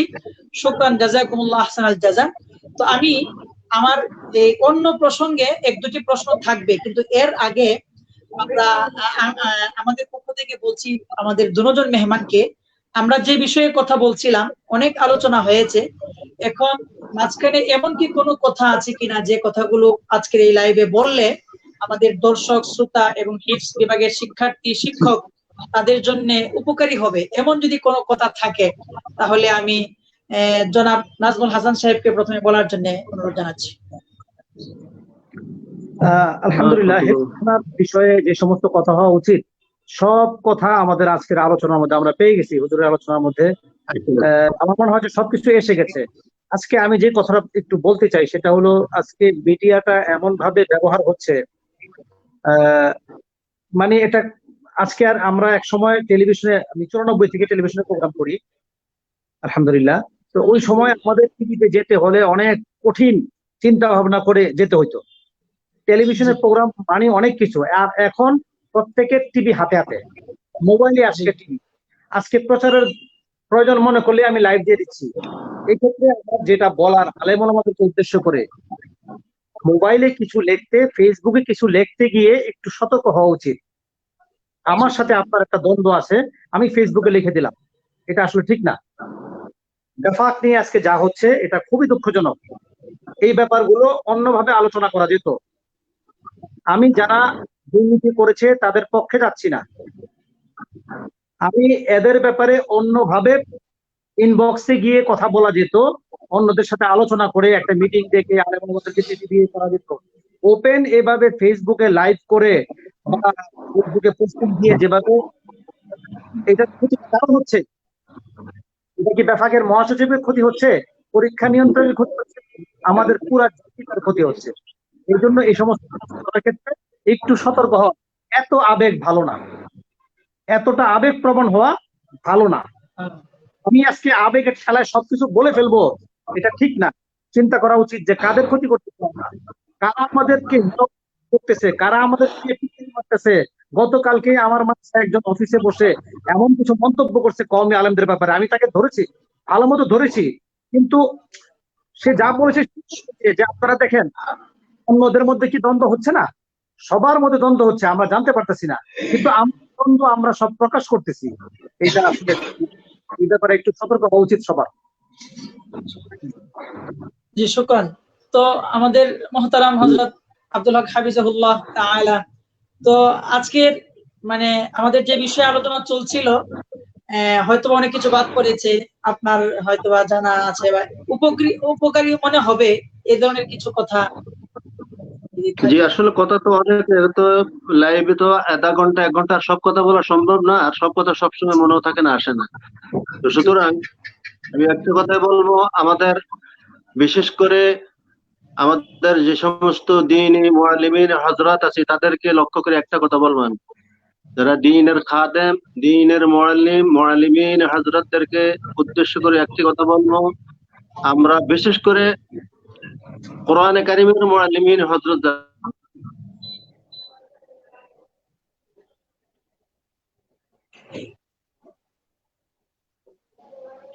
জি, কোরআন শিখার জন্য আমাদের, জি হুজুর কথা শুনতে পাচ্ছি না আমরা আপনার। জি জি এখন শোনা যাচ্ছে। আচ্ছা, তো যে ছাত্ররা হেফজখানায়, নাজারখানায়, মুক্তব থেকে নিয়ে কোরআনে কারিমের তালিম নেওয়ার জন্য আসবে, ভর্তি হবে মাদ্রাসায়, এবং কোরআনে কারিমের যে সমস্ত মুআল্লিমিন হযরত আছেন তারা মেহেরবানি করে প্রত্যেকটি ছেলের প্রতি খুব দয়াশীল হয়ে, তাদের প্রতি দয়াশীল হয়ে তাদেরকে দ্বীনের তালিম দিতে হবে। হযরতে একটা কথা বলতেন যে এরা হলো তালাবায়ে ইলম, তালাবারা হলো, ছাত্ররা হলো, তালাবায়ে ইলম হলো মেহমান রাসূল সাল্লাল্লাহু আলাইহি ওয়াসাল্লাম। হযরত মাওলানা সালিমুল্লাহ খান সাহেব বলছেন, উনি মাঝে মাঝে বলতেন যে তালিবুল ইলমরা হলো মেহমানে রসুল সাল্লাল্লাহু আলাইহি ওয়াসাল্লাম, তারা হলো আল্লাহর রসুলের মেহমান। তো আল্লাহর রসুলের মেহমানদারি কিভাবে করবে, তাদের সাথে কি আচরণ করবে, তাদের সাথে মুআমালা মুআশারাত কিভাবে করবে, সেদিকে লক্ষ্য রেখে আল্লাহর রসুলের মেহমান হিসেবে তাদেরকে সেভাবে তালিম প্রদান করতে হবে। তাদের প্রতি দয়াশীল হয়ে রহমদিলির সাথে তাদেরকে তালিম প্রদান করতে হবে। তাদের সাথে কঠোরতা করা যাবে না, কোন রকমের বেয়াদবি আচরণ করা যাবে না। আমি এই মুআল্লিমিন হযরতদের প্রতি এই অনুরোধ রেখে আজকের কথা এখানে শেষ করছি। আর আমাদের প্রিয় কারি নাজমুল হাসান সাহেব যে কথাটি বলছিলেন, আমি কথা লাস্টে বলতে চাইছিলাম, বিশেষ করে আমাদের এই বেফাকুল মাদারিসের যে সমস্ত ওলামায়ে হযরত মুরব্বিনে কেরাম আছেন, ওনাদেরকে, আমরা তো ছোট মানুষ, আমরা কথা বলে আমাদের কথা তো কোনো হবে না, কিছু হবে না, তো ছোট হিসেবে বলতেছি, মেহরবানি করে ওলামায়ে হযরতের শান রক্ষার্থে, দ্বীনের শান রক্ষার্থে আপনারা এখনো সময় আছে, মেহরবানি করে এই কাদা ছোড়াছড়ির থেকে আপনারা বৈশা তড়িৎ গতিতে একটা সিদ্ধান্ত নিয়ে বিভাগের মধ্যে যে সমস্যাগুলি দেখা দিচ্ছে এগুলি একটা সুরাহা করার ব্যবস্থা করুন, মেহরবানি করে। আমি নাগান্দা নালায়েকের পক্ষ থেকে অনুরোধ রাখছি, না হয় আমাদের ইসলামের বড় ক্ষতি হয়ে যাবে, দ্বীনের বড় ক্ষতি হবে, আমরা অসম্মানী হব। আমাদের এই পাবলিক ফাংশনে আমাদের এই কথাগুলি ওলামাদের কথা, ওলামায়ে হযরতের বিতর্কিত কথাগুলি পাবলিক ফাংশনে কেন যাবে? এই যে আজকে বাইতুল মুকাররমের উত্তর গেটে এক পক্ষ আরেক পক্ষের বিরুদ্ধে মিছিল দিবে, এই করবে সেই করবে, তো এটার দ্বারা কি হবে? যার পক্ষে মিছিল করবে তাকে আরো বেজ্জতি করা হবে। আমরা ছাত্ররা, ছেলেরা এগুলি বুঝে, মনে করেন হযরত মাওলানা আব্দুল কুদ্দুস মাদ্দাজিলহুল আলীর পক্ষ হইয়া এক ছাত্ররা উত্তর গেটে তারা মিছিল করবে, যারা ওনার পক্ষে, ওনার বিরুদ্ধে কথা বলছে তাদেরকে গ্রেফতারি করার জন্য। এই কথাগুলি এভাবে মিছিলের মাধ্যমে না বলে, এটা করতে আসলে যারা করবে তারা ভুল করবে, তারা অনেক আরো বেজ্জতি করবে, সে আরো সমালোচিত হবে।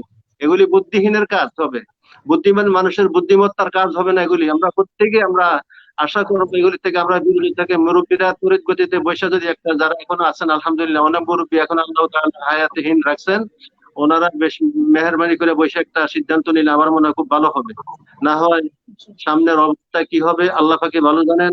এর আগে হয়ে গেল অনেক কিছু, একটা পর একটা হইতেছে, দাওয়াতে তাবলীগ নিয়ে হইলো 2 গ্রুপ, হেফাজত ইসলামিয়া হইলো, যে এগুলি কি আরম্ভ হয়েছে আমাদের দেশে? আমরা কোথায় যাব? কাকে আমরা একটাদা করব? হামেশা ইবতিদা কুন বাদিল ওয়াজা, একটা কথা আছে, হামেশা ইবতিদা কুন বাদিল ওয়াজা। আমাদের মুক্তাদা কারা হবে? আমরা কাদের একটাদা করব? কার পিছনে যাব আমরা? মেহরবানি অনুরোধ, 2 হাত জোড় করে বলছি, আমরা তড়িৎ গতিতে এগুলো একটা সমাধান করার চেষ্টা করেন। ইনশাআল্লাহ আল্লাহ তাআলা আমাদের সবাইকে তৌফিক দান করেন, আমিন। জি হযরত, আলহামদুলিল্লাহ, শুকরান। আমরা শেষ দিকে চলে যাচ্ছি। আমাদের একটি উদ্যোগের কথা আমরা একটু আপনাদের সাথে বলতে চাই, সেটা হলো এই, যখন হিফজ বিভাগ খোলা হয় নাই তখন আমরা সিদ্ধান্ত নিয়েছিলাম আল আফকার মিডিয়ার উদ্যোগে, যে যাতে করে তলেবে ইলমরা একটা ইলমের সাথে মুমারাসাত থাকে, একটু সম্পৃক্ত থাকে, এই জন্য আমরা অনলাইন একটা প্রতিযোগিতার ব্যবস্থা করেছিলাম। 10 পারা হিফজুল কোরআন এবং 100 হিফজুল হাদিস এবং প্রশ্নোত্তর মাসাইল কুরবানি সম্পর্কে। তো আমরা অনলাইনে ছেড়েছিলাম, তো এই যাতে করে মানে সর্বনাশের কিঞ্চিত রক্ষা হয়, অনলাইনে যাতে সেই প্রতিযোগিতাটা নেওয়া যায়। তো আমাদের এই উদ্যোগটা কেমন, এবং আমাদের অনেক দর্শক দেখছেন, তো যারা ছাত্ররা আছে হিফজ বিভাগের, যারা 10 পারা দিবে তারা হিফজ পড়ুয়া, বর্তমান রানিং হিফজ বিভাগের ছাত্র হতে হবে। আর যারা হিফজুল হাদিস জাদুত তালিবিনের 1 থেকে 100 পর্যন্ত মুখস্থ, তারা যে কোনো ছাত্র হতে পারে। আর প্রশ্নোত্তর কুরবানির মাসাইল সম্পর্কিত, তো যা আমাদের চলছে, ফর্ম পূরণের সময় হলো 20 জুলাই, 23 জুলাই প্রতিযোগিতাটা হবে। ইতোমধ্যে আলহামদুলিল্লাহ অনেকেই ফর্ম পূরণ করেছেন, তো আজকে অনেকেই দেখছে, আপনারা মান্যবর আছেন। যদি কাজটি ভালো হয় তাহলে এই কাজের উপর দর্শকদের উদ্দেশ্যে একটু যদি কিছু বলতেন আমাদের বড় কিছু। জি আলহামদুলিল্লাহ, এটা তো খুব ভালো একটা উদ্যোগ। আমাদের দেশে অনেক প্রতিভাবান ছেলে আছে, আল্লাহ তাআলা এই কাজের বিনিময়ে প্রতিযোগিতার মাধ্যমে তাদের প্রতিভার বিকাশ ঘটবে ইনশাআল্লাহ, এবং তারা মেহনতি হবে, তাদের দিন দিন প্রতিভা বিকাশ ঘটবে, প্রতিভা বাড়বে। এটা অনেক ভালো একটা উদ্যোগ। আমি আশা করি আল্লাহ তাআলা আপনাদের উদ্যোগকে কবুল করেন, আমিন।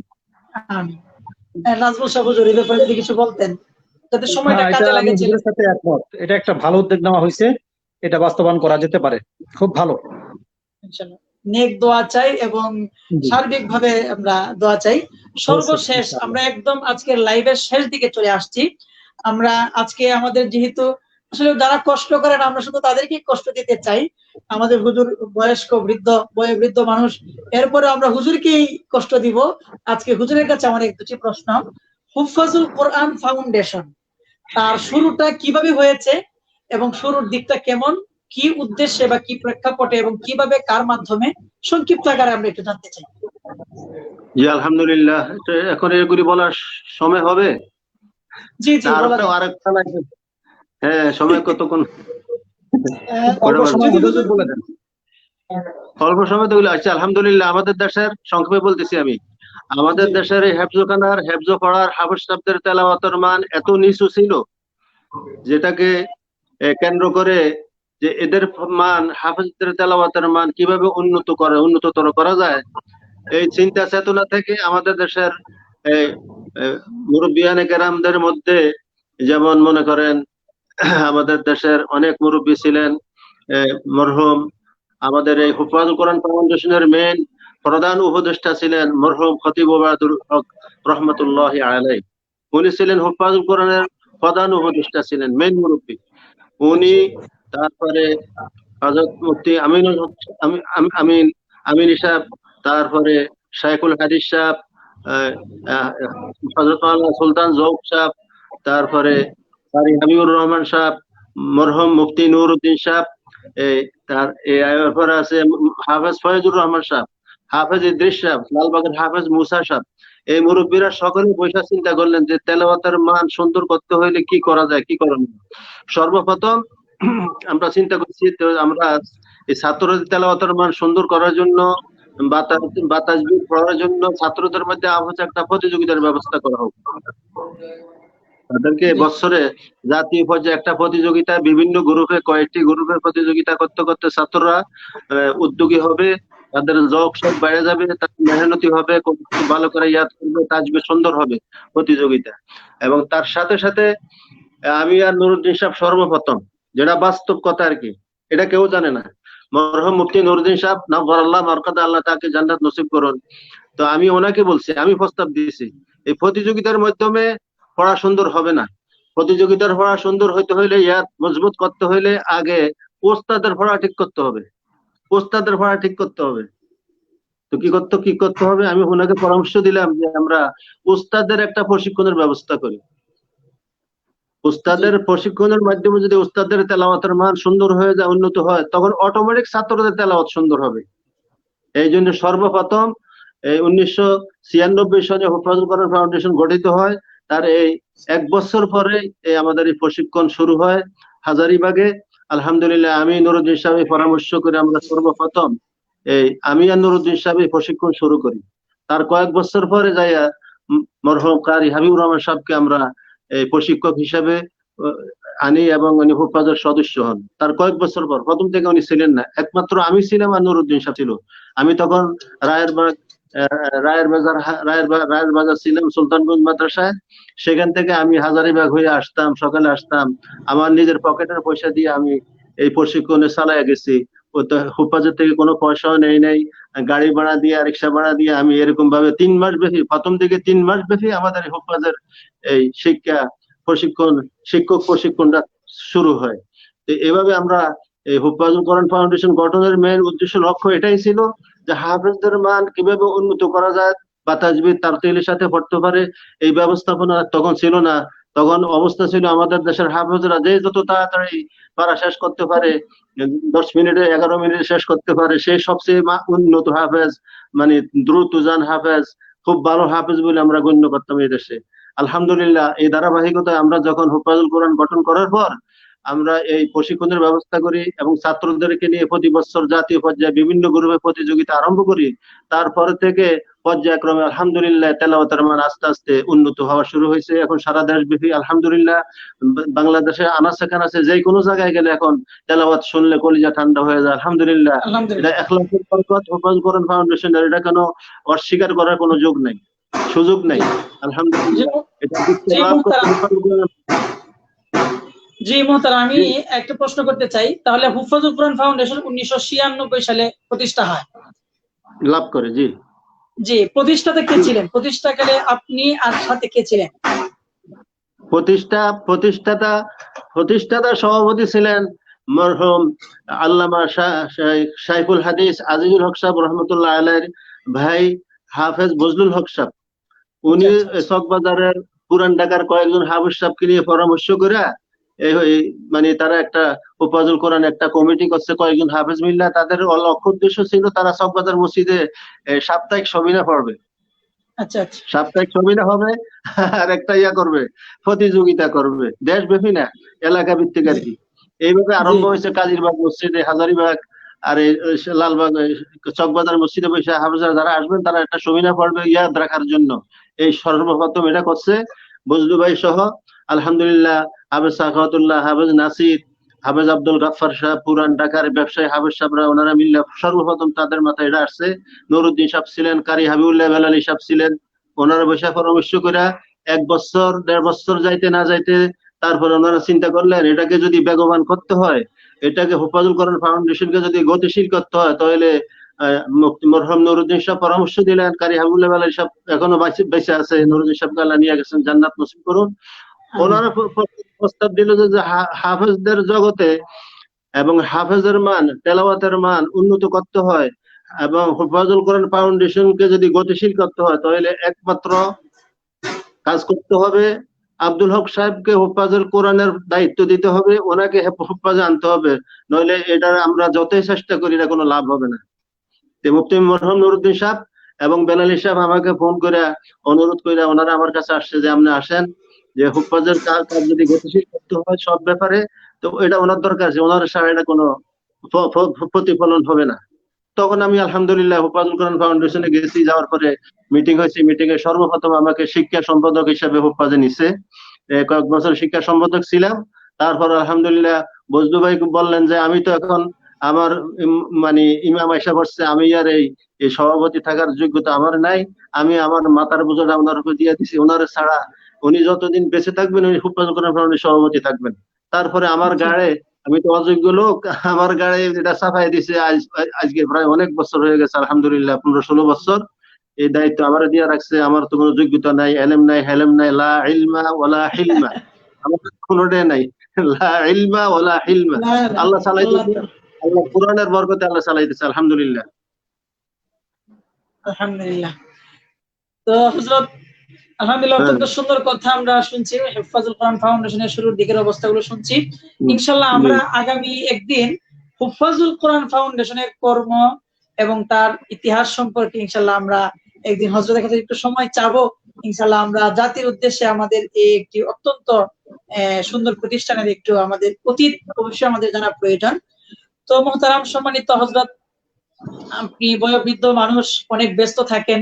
শত ব্যস্ততার মধ্যেও জামিয়া ইব্রাহিমিয়া মোমেনশাহী কর্তৃক পরিচালিত আল আফকার মিডিয়া ফেসবুক পেজ লাইভ অনুষ্ঠানের জন্য আপনি সম্মতি দিয়েছেন এবং আলহামদুলিল্লাহ সুম্মা আলহামদুলিল্লাহ আপনি আমাদের সাথে যুক্ত হয়েছেন, উপস্থিত হয়েছেন, সময় দিয়েছেন। দর্শকদের আপনি আলহামদুলিল্লাহ আজকে তৃপ্ত করেছেন। এজন্য দর্শক শ্রোতাদের পক্ষ থেকে, আমাদের মিডিয়ার পক্ষ থেকে হালান সাহালান মুবারাকান হাইয়াকাল্লাহ বারাকাল্লাহ জাযাকুমুল্লাহ আহসানাল জাযা।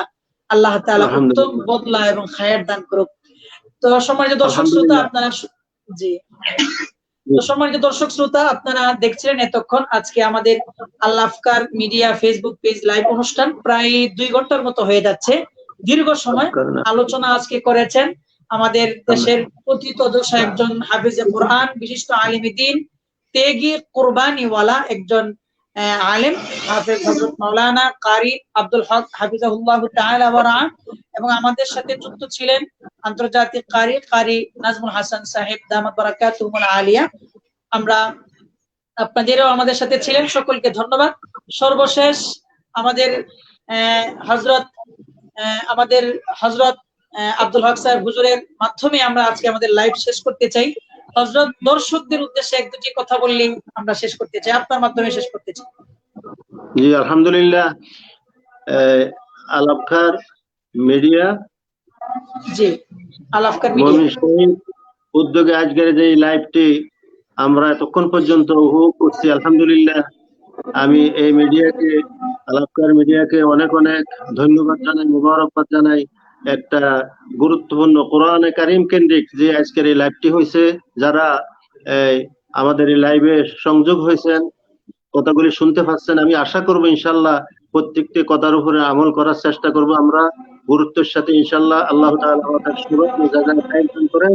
আল্লাহ তাআলা আমাদের সবাইকে আল্লাহর কোরআনের আজমত মহব্বত দান করেন এবং প্রত্যেককে যেন আল্লাহ তাআলা কোরআনে কারিমের জিন্দেগি নসিব করেন। মৃত্যু পর্যন্ত যেন আমরা এই কোরআনে কারিমের খেদমতের সাথে লেগে থাকতে পারি, ঈমানের সাথে দুনিয়া থেকে বিদায় নিতে পারি এবং ময়দানে হাশরে যখন ইয়া হামিলাল কোরআন, ইয়া আহলাল কোরআন বলে ডাক আসবে, আল্লাহ তাআলা আমাদের সবাইকে হামিলিনে কোরআনের জামাতের সাথে উঠার তৌফিক দান করুন। আমিন।